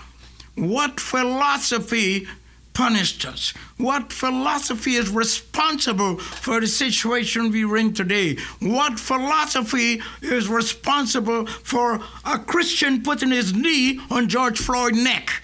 Who was that did that? When you answer those questions, my friend, when you answer those questions, then you'll begin to understand it's time for you to get out of that woman with the wine, as it said, the woman in purple in the book of Revelation. You read it. All you Christians, you read a lot. But you don't understand anything. The woman in purple in the book of Revelation, Christianity. She has a lot of friends, and she's very powerful. I want you and I to be much more powerful more than her, and to get the hell out of her. And the day you do that, I will sleep with my fathers very happy, because I know my people has come home. And that's what is important for us to know and remember. It doesn't matter what you try to do to me. I will continue to speak. I will continue to be the person that I am. and you can't shut me up. Even if you lock me up, you can't shut me up. So it's important that we understand this. I came here to say what I'm saying right now. In 1990, I've been saying it. I told it to one of the priests before he was a priest, and he cried like a baby. But the princes of Nop and Zoan are all fools now. But they're becoming very strong. It's not a Christianity not going to be fighting back right now. It's a spiritual battle. It's principalities and powers. But I tell you, if you recognize that you have a great general up there, principalities and powers, Zoan and Nop will never win. As it says in the book of Revelation, the 12th chapter, and they're going to be very mad, and he's at wrath now because he knows his day is coming. So be very careful, my brethren. Don't think about today, and don't. The first thing the black man would do is question and criticize you. Why would somebody ask if marching is in the Bible? That is stupidity. It's not in the Bible. We would not have been marching if we listened to the Bible. They would ask every question. And we're not marching because we're militant. We're not militant. That failed. What Malcolm X having everybody marching like soldiers, that failed. They killed him. So if you want to march like soldiers and be militant, that's your day, not mine. We believe in humanity because we have our women there too with us. And anyone that wants to be with us. We don't have 2,000 men dressed up in uniform marching in militancy. We don't do that because that failed 1,000,000 times. The Black Panther failed because Hoover had more guns than that. So what we need to do is to get our message out peacefully, but effectively. We're not a Martin Luther King. We're going to say peacefully. We need to get it out effectively because we want to teach you from the book that belongs to you that you've thrown away or allow another man to teach you. So we want to teach you from that same book. We're not going to another book to prove anything. Amen. Others going to all these books to prove to you. They can't prove to you if they don't understand the same book that you're reading. The same book that you're reading talks about you. But you had a teacher telling you something else. And you prefer to listen to the teacher than listen to the book. The Israelite Nation Worldwide Ministry under Elder Shadrach, we're never going to go to another book. I'm going to use the same James Bible, as you call it, because that's what they use. And I'm going to use that same book to show you how they're professional liars. Have you serving another God when you should be serving the God in that book? If you go to another book, you're not proving any point. I want to, everybody in the chat, we had to say goodbye to one individual. If you're not going to behave yourself in the chat, today's not one of those days. Today's a day to where we have a clear message. We're here for some form of unity, and we're not here for all those type of things. Thank you very much. Now, all the fires and the sevens that we saw, wonderful. Wonderful. Elder Kurt, are we still online? Yes, sir. Yes, sir. I'm just soaking it all in, man. Excellent. You got a front row seat. Okay, so we've moved on to we're seeing some scenes in the rally, and I truly wish we could have had some form of sound, but it's not going to work out. But it's okay. We saw Tamar speak. It looks like I'm seeing Josiah speak right now. We see our flag brandished right there. That is the royal flag with the colors that Moses was instructed to have at the tabernacle. That's our colors. Not any other colors, red, green, gold, and all that other stuff. Those colors there belong to us, and it's brandishing nice and bright. We see Priest Doreen is now, she has the mic at the rally, and I'll let you know that what is being spoken right now is not "we shall overcome." It's not that. We're not singing songs of old rugged nothing or rock of this. No, we're not. We're telling everybody there, look, wake up. You need to wake up right now. You need to wake up. because the things that you're doing is going to get you one outcome. Whether you're rich, whether you're poor, whether you're healthy, whether you're sore, it doesn't matter. There's one cure. And what you're going to have to do is worship the true and living God. If you marched and you picked up a brick and you threw it at some window in some shopping store somewhere, but you're a Christian, you've done a foolish thing. If you cried tears and you saw the man die on 8 minutes and 46 seconds, as Dave Chappelle said, you seen him and you watched him die, but the following Sunday, you ended up going to a Christian church. You've committed a solid folly.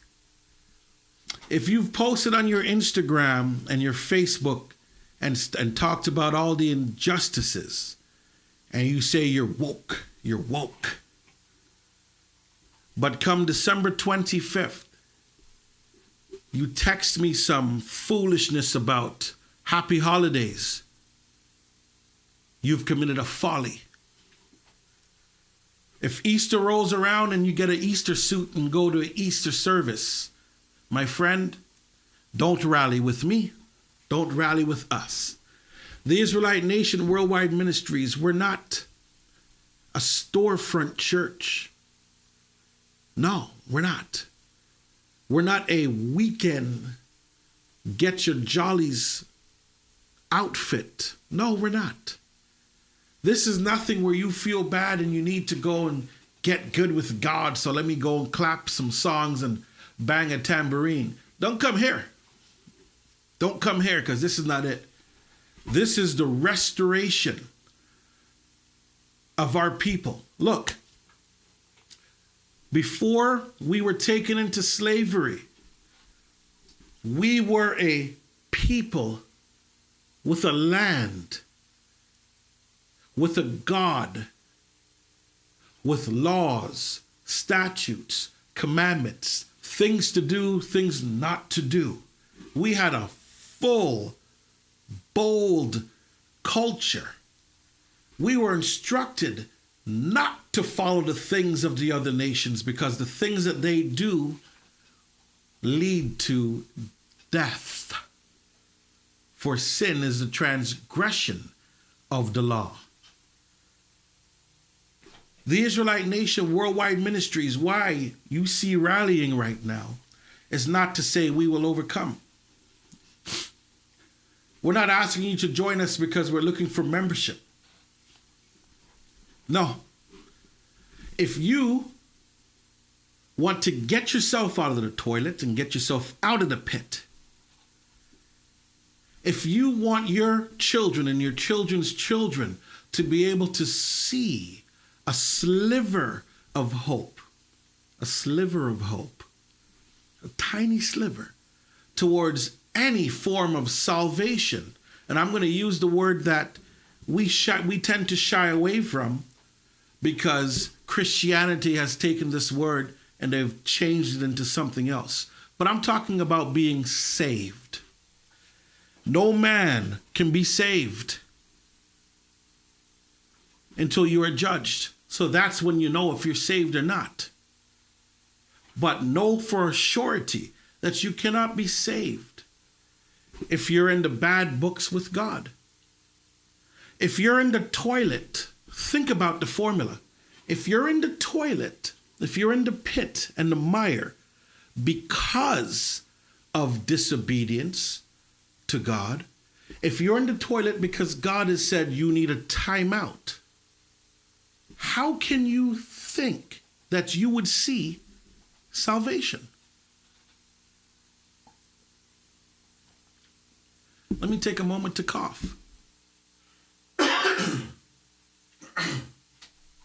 You know, if I can just interject at this moment, what you're saying is so pointed, because you're in that toilet and you think about the toilet. When that toilet is flushed, everything that's in that toilet goes down into the sewer. So if you don't get yourself up out of that toilet, where do you think you're going to end up? You're going to end up in the sewer. There is no way that you're going to be saved by the God of Israel if you're not following his instructions. And the only way that we get ourselves out of that muck and that mire is to turn back to the instructions that our forefathers were given. We have no other recourse. There's no other way out. Nothing. No. Whether it be, what do you want to call it, reparations, whatever you want to call it, there is no other way out of that toilet but to turn back to the instructions that we were given.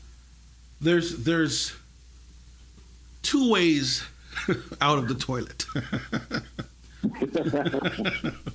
Right?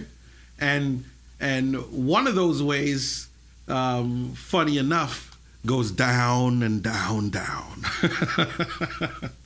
Right? But we make jokes. Deeper into filth. So, this is I'm going to do as my brother Priest Andal, it's a plea and an emotional plea, man. Elder Kurt, it's so, and everybody, all my brethren on the chat, it's a difficult thing that we do because all we want to do is teach you to do as we do. That's it. Once you do that, you step out of the toilet. That's it. But we speak and we speak and we speak. And people, for some reason, hug the toilet bowl as if they've got to retch in it or something. They hug it. Today we rally. Tomorrow we may not be rallying, but we will be doing the things that we spoke about in that rally.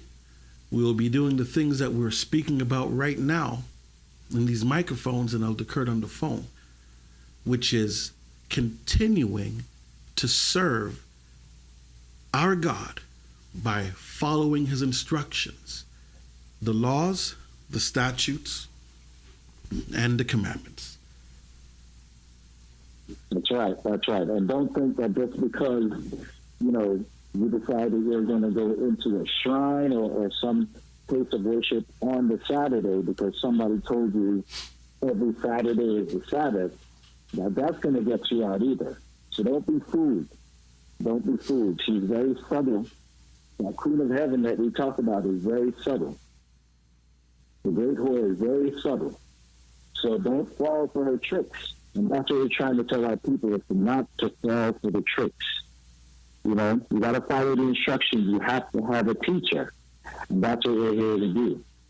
That is what we're here to do. As Israelites, that's what our brethren are doing right now in Toronto, Canada. It's sounding the horn and teaching.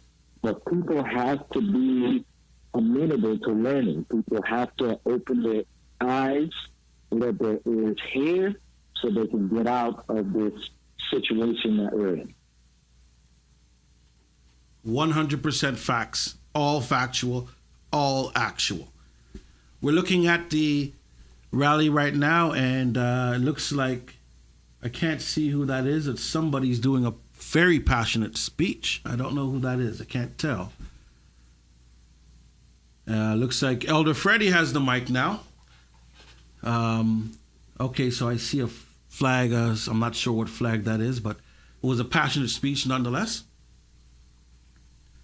So after the COVID is over and things start to open up and we resume, we're hoping that those of you that we have touched in all of our podcasts and all of our different broadcasts, if you've been touched at some point somehow and your eyes has opened, even quaint, we're hoping that you've already reached out to us somehow and you're in connect or contact with us.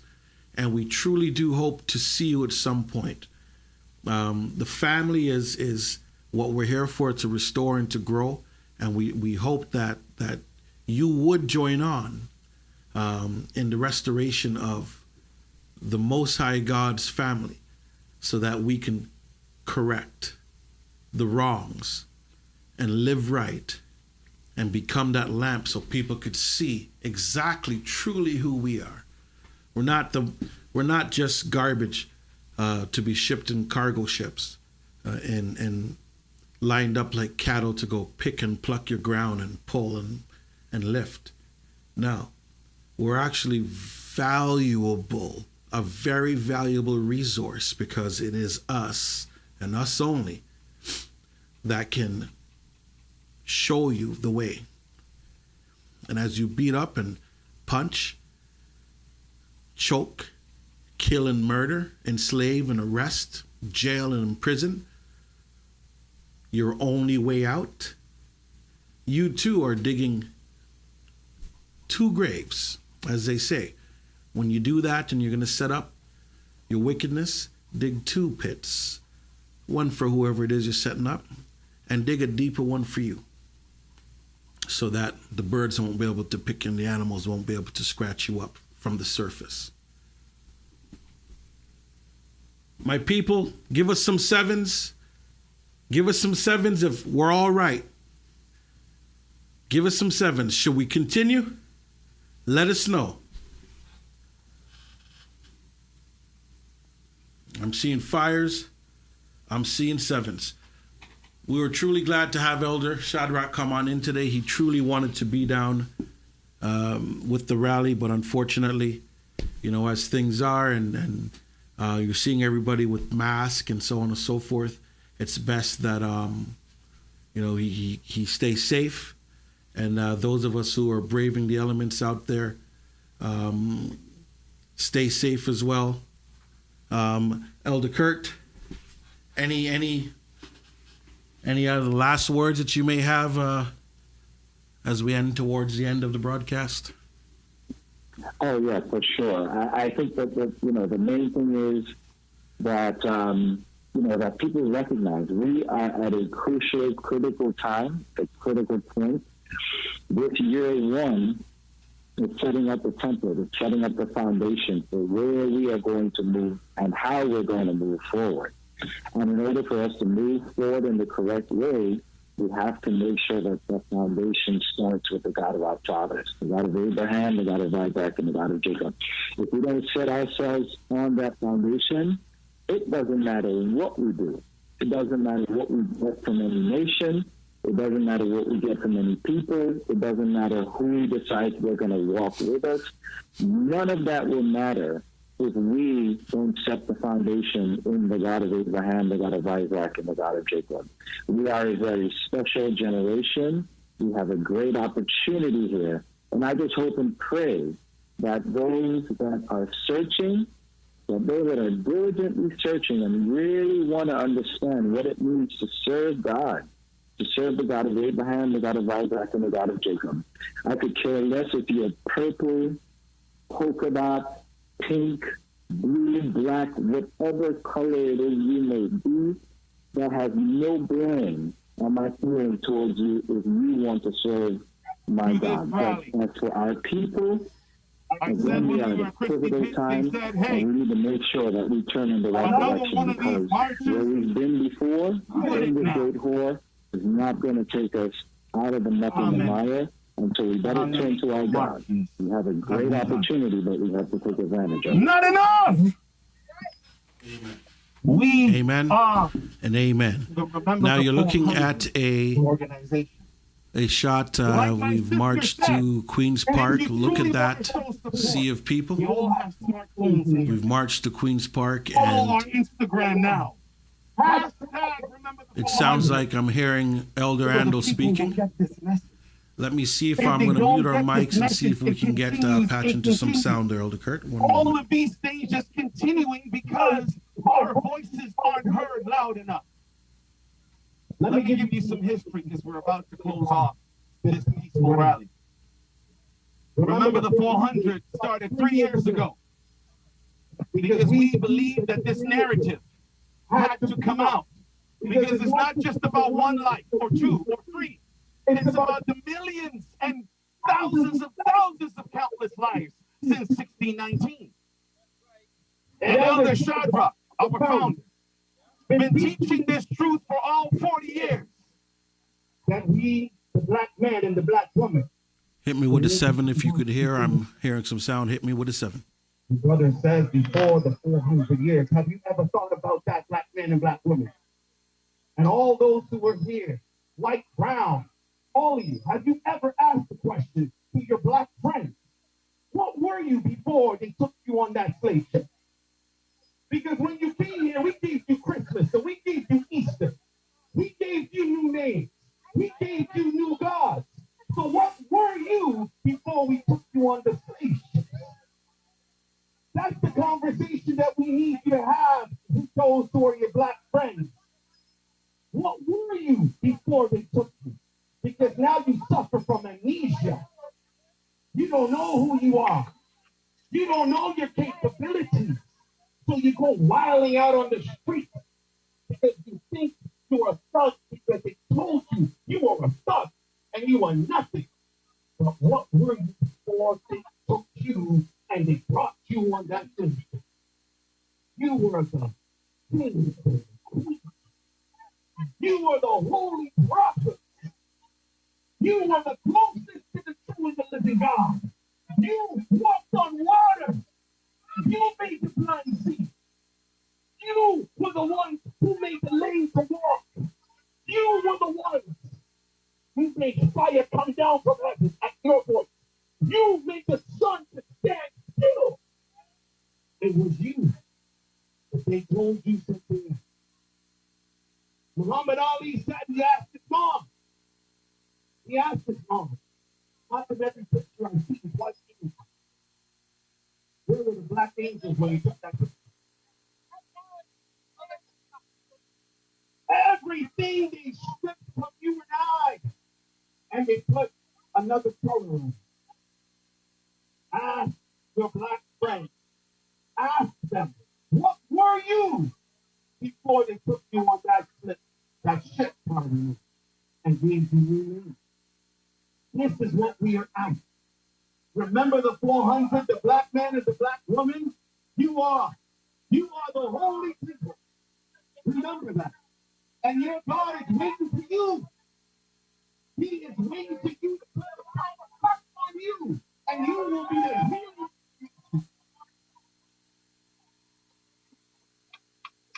Remember the 400? We are dedicated to the community. Not just the black people. We as a church of knowledge of God, all of us who serve this. We are Israelites. We are Israelites. We are not called black. We are not called Indians or African Americans. We want to know what my identity is. I am an Israelite.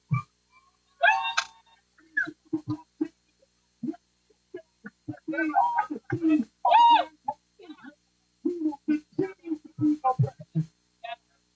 I want to thank everyone here for supporting us. I want to show love to every single person that came out here and kneeled and went on their knees for 4 minutes, representing each and represented 100 years. I want to thank you for hashtag remember the 400. I want to thank you in advance for going to remember the 400.com. I want to thank you in advance for going to our Instagram, remember the 400. I want to thank you for going to our website and clicking on the GoFundMe and helping us to do this cause. Because I tell you what, with your help, we will do this bigger and better. Come on.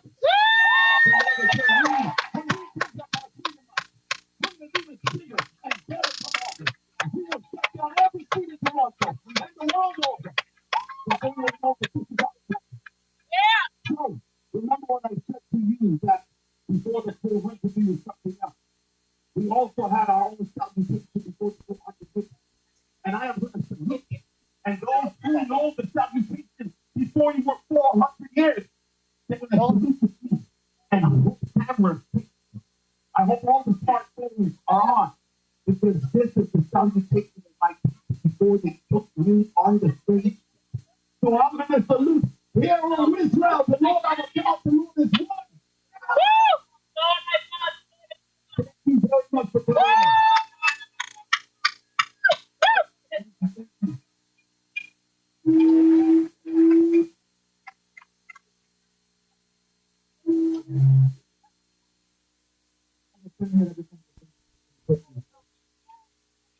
Hello, everybody.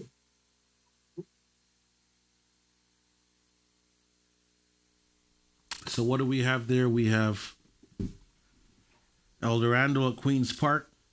Let me get myself together here. We got Elder Randall at Queen's Park, and looks like, I believe that's probably the end of the rally, or the ending point of all speeches of the rally. I don't know if you could hear me or not. I don't even know what's happening here. 1 second. All right, let's get that off. All right. You're good. You're good. You're loud and clear. I'm loud and clear. So yeah, certainly an emotional moment, you know, and as the camera walks through the crowd and you see all peoples, but you see some of my peoples there, you know, I would hope that they would be able to sponge all the message that was said today. We hope they could sponge it and do that which is called of them, which is of their right, because no other people on earth has the right. People take our book, they take our Bible, and they try to insert themselves inside the covenant. People take our pictures and paintings and repaint it and put themselves in it as if it is them the Bible speaks of. They went in times of old and they poured swine's blood, you know, and they poured swine's blood on our altar to nullify, because they know that's against. They set up these things that they call churches, places of dead men and dead women, bones for the dead. They set up these places and they want people to join them, and they parade and they copy us. The Vatican dresses up in our colors. The Vatican takes our red and our purple and our blue and our white, and they deck it around the tombs of the dead. They take our colors and serve their God with our colors. And then to add insult, you know, salt to an open wound, they then take us and put us in the front rows of their shrines and then teach us. Teach us about God. You know what type of insult that is? The roles have reversed and changed. They take our babies, and where the babies are to be, the male boys on the 8th day are to be circumcised and named on the 8th day. They take our babies and they get the water from amongst the tombs, amongst the bones of the dead men.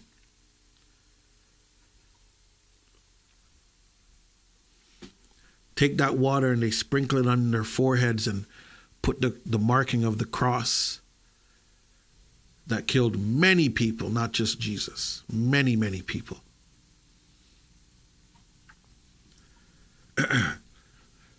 And then when they came to get us on the slave ships, they brought us, we didn't know Christianity. When they brought us to the land, we still didn't know Christianity. But after some time, they taught us, they force-fed us. And then today we have mega shrines with my people who were also in the same cotton field, bending down with swollen hands and blood and hunger and all of that.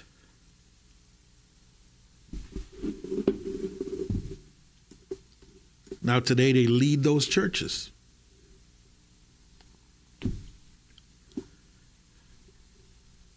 Everything that we have, they took it from us.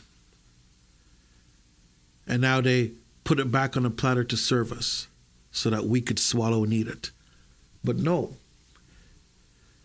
Even though the finger may look like we should point it at Christianity, the finger has to be pointed at us.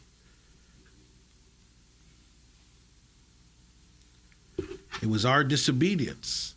It was us. We did it. Our disobedience. We turned our back on our God and said, we don't want you. We don't want you. The things that you gave Moses,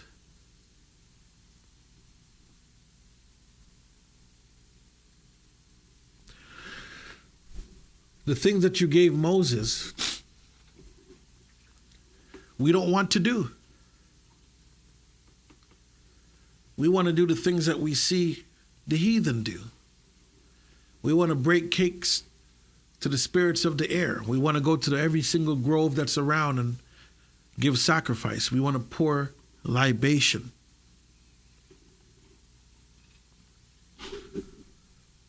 We want to do all these things that everybody else does. We don't want you.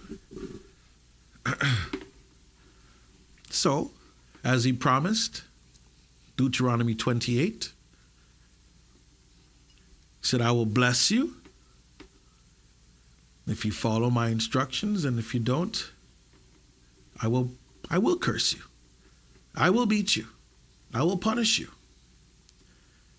And here we are today. As it looks like the rally is closing and ending up, whether you've joined us from the beginning of this broadcast or you're watching this 1 or 2 years later and you're seeing the efforts that we made, know that the rally was not a we shall overcome rally.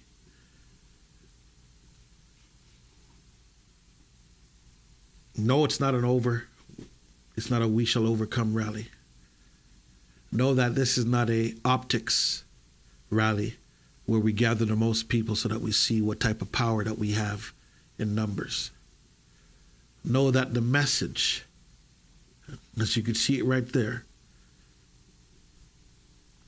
return to your God, O Jacob.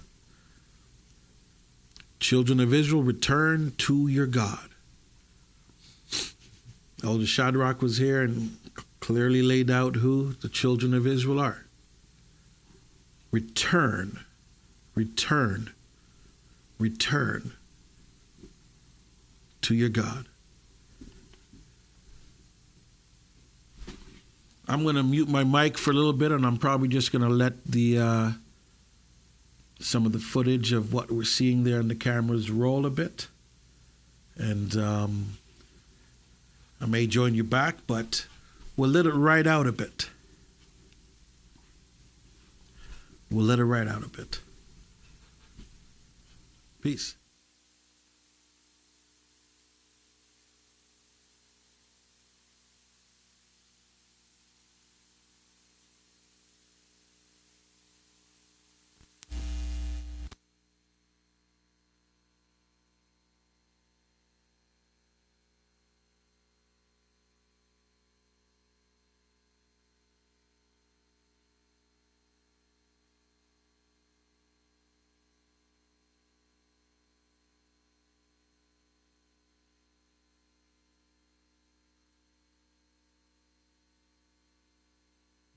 Elder Kurt, can you hear me?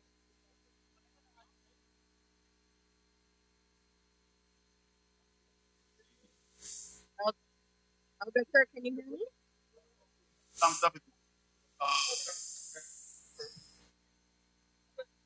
don't think it's there.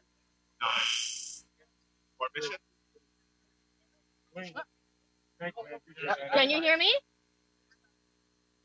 Okay, I have Priest Andel here. Okay. We are at the Remember the 400 rally. When we first thought about doing this, we didn't know. We didn't know if 5 people would come, or 10, or 500. But it looks like we completely locked down the whole downtown Toronto. We've done some great interviews, and I just want to thank our elder Shadrach if he's listening. Thank you for teaching us, because we truly were leaders today. We truly, the Israelite Nation Worldwide Ministries, Remember the 400 organization, we were leaders today. We made sure that our narrative was set. There's I don't know, maybe a couple thousand people that came out here. I don't know the exact count, but our youth did a fantastic job. Jacob and Rise, thumbs up. We are looking forward to August, right? Freedom Month. Everyone here, we're looking forward to do a bigger and better march. We're looking forward to shutting all the streets down across Canada and the U.S. and all parts of the world. So get on the rememberthe400.com. Subscribe to our Instagram. Subscribe to our YouTube channel, because we're going to be sending out updates on what we're doing. So with that, everyone in the Israelite world, hear, O Israel, the Lord our God, the Lord is one.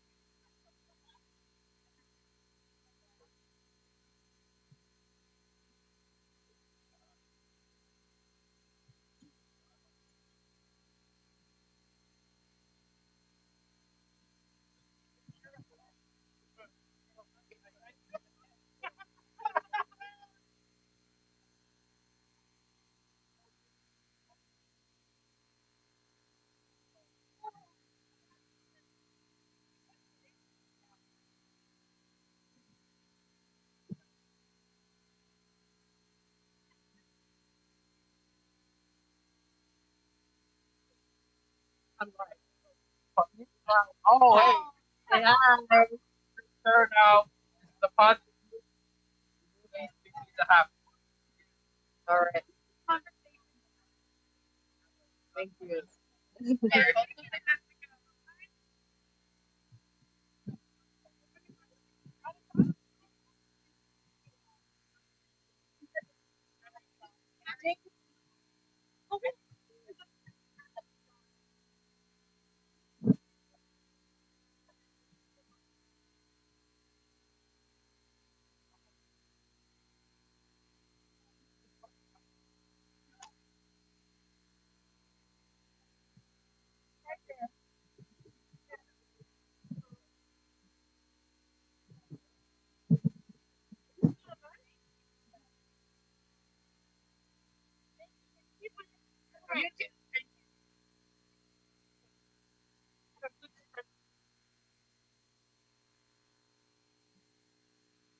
Live.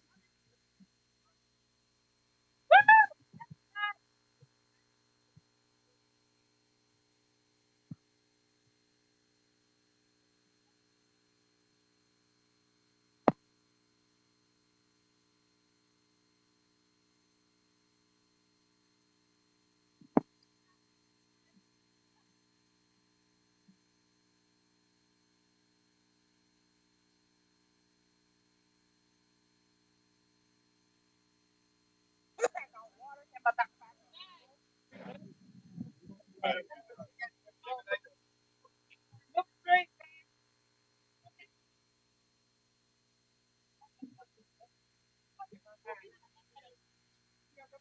Sorry, I'm live.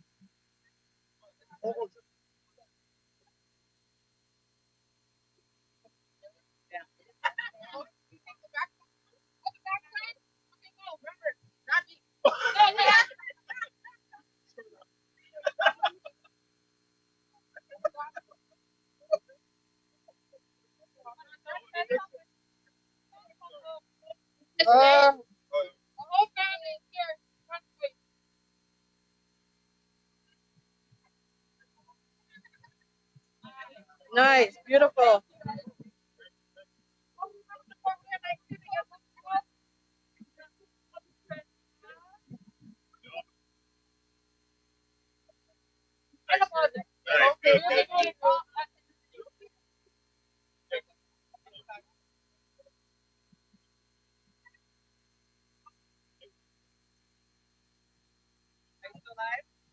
Unless someone else gets on. Are you on?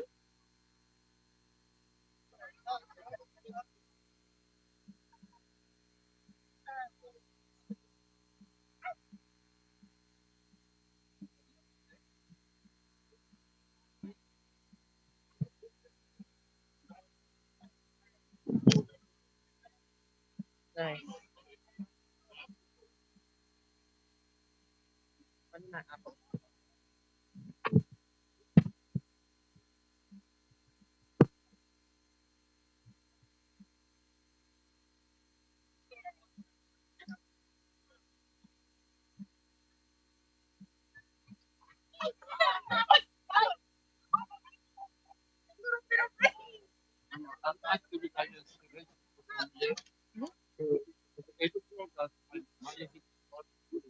Okay. Thank you.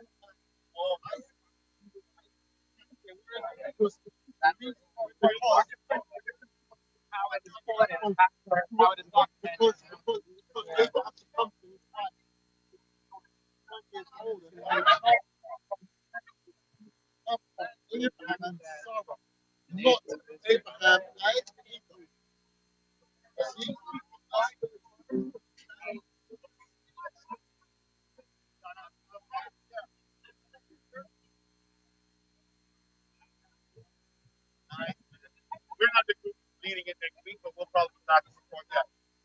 For sure. We're going into we're planning right now for a big August because we really want to repeal this February Black History Month. August, not just to us. August 1619 was the first thing to change. In August 1832. You know what? Can I get everyone together with like the prisoners in our life? Like a night shot? Guys, I'm on live. Let's get everyone together with like the prisoners to get a night shot. There's history that they were looking to do, like Black awareness started to happen in America. You're live. Yeah, would you like to say something? It was a wonderful time, a great turnout. This is something that we will always remember. Kudos to Elder Shadwell. Kudos to Remember the 400. I hope all of this is being taken down. The entire city came out to support the cause, to remember the 400. All that we're doing right now. I mean, this is phenomenal. I can't ask it for any more. All praise to the God of Abraham, the God of Isaac, and the God of Bloor Street, like the center street of Toronto, other than Yonge, shut down for us, and we paraded down there, and there was all this energy, and the group just got bigger and bigger and kept growing. The energy was great, and then University was shut down for us till we got here, and we took 4 minutes to remember the 400 years, 1 minute for each 100 years, and we were just amazing, just historical. What a great day. Well, you did. Can go on and on, but I really want to thank Elder Shadrach, and most of all, the God of Abraham, the God of Isaac, and the God of Jacob, the one and only true God. His name, and we saluted here right in front of Queen's Park, and everybody was there with us, and just fantastic, fantastic. Right, you know. Right.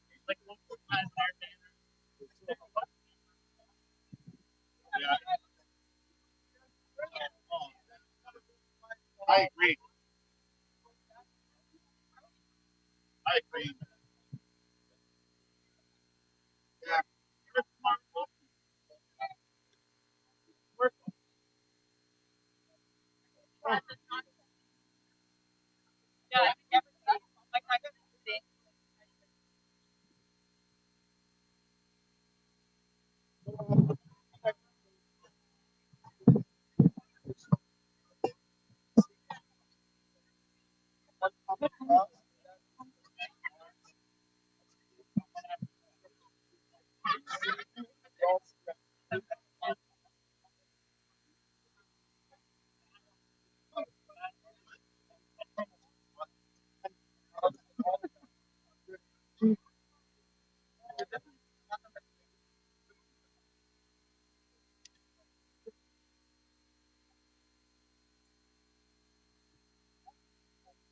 I was. I was on the phone.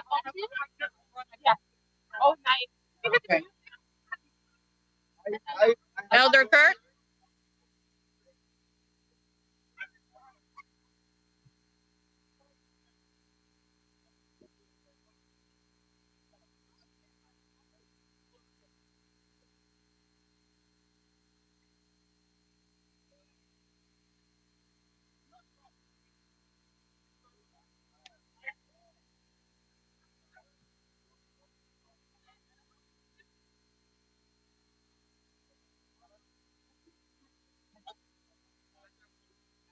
I know. Let me know how it goes.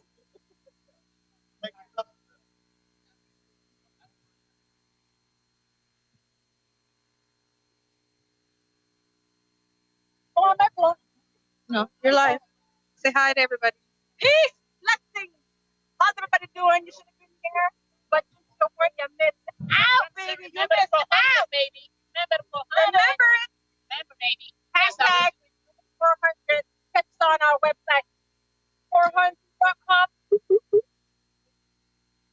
All right, Elder Kurt.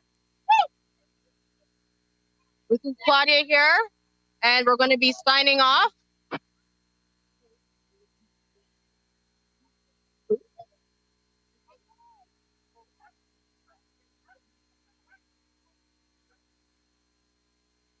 All right, so this is Claudia. I'm going to be signing off. I want to thank everyone for viewing. And we'll be soon.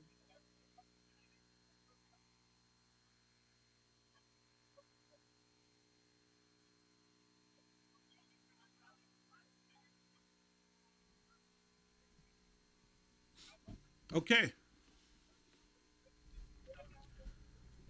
Thank you, Claudia. Thank you very much for the wonderful footage.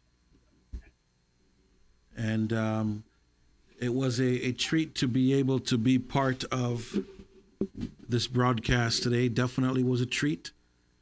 And able to watch just as you're watching. I was also watching and seeing what everybody's doing down at Queen's Park towards our cause. We certainly thank Elder Shadrach for the message and directing the way as to how we can restore this Israelite family. And one of the methods getting our voice heard out there was heard today as we went out, again, not to rally, not to march, not to sing old songs, but to tell an old story about the Israelites, who we are, and how we get ourselves out of the toilet that we currently find ourselves in today as a people. I think we're going to sign off now. Thank each and every one of you that donated. It goes a long way. As we say each and every week, we don't take a dime and put it in any of our pockets. It's all put back into the rebuilding so that we can make our frequencies louder and heard on a broader band for more to return unto their God. So thank you for each and every one of those pennies that you've donated. We'll see everybody Friday night. Our next broadcast next weekend, Friday night and Saturday. And you can stay tuned for some clips with sound and highlights and interviews that took place throughout the day. We also take this moment to thank the God of Abraham, Isaac, and Jacob for giving us his blessings. And we hope that he gives us the green light to represent him, lead the way, bring those that he calls back to him, the greatest God that there is. Signing off from the Israelite Nation, Elder Kurt and Elder Kirk. Peace.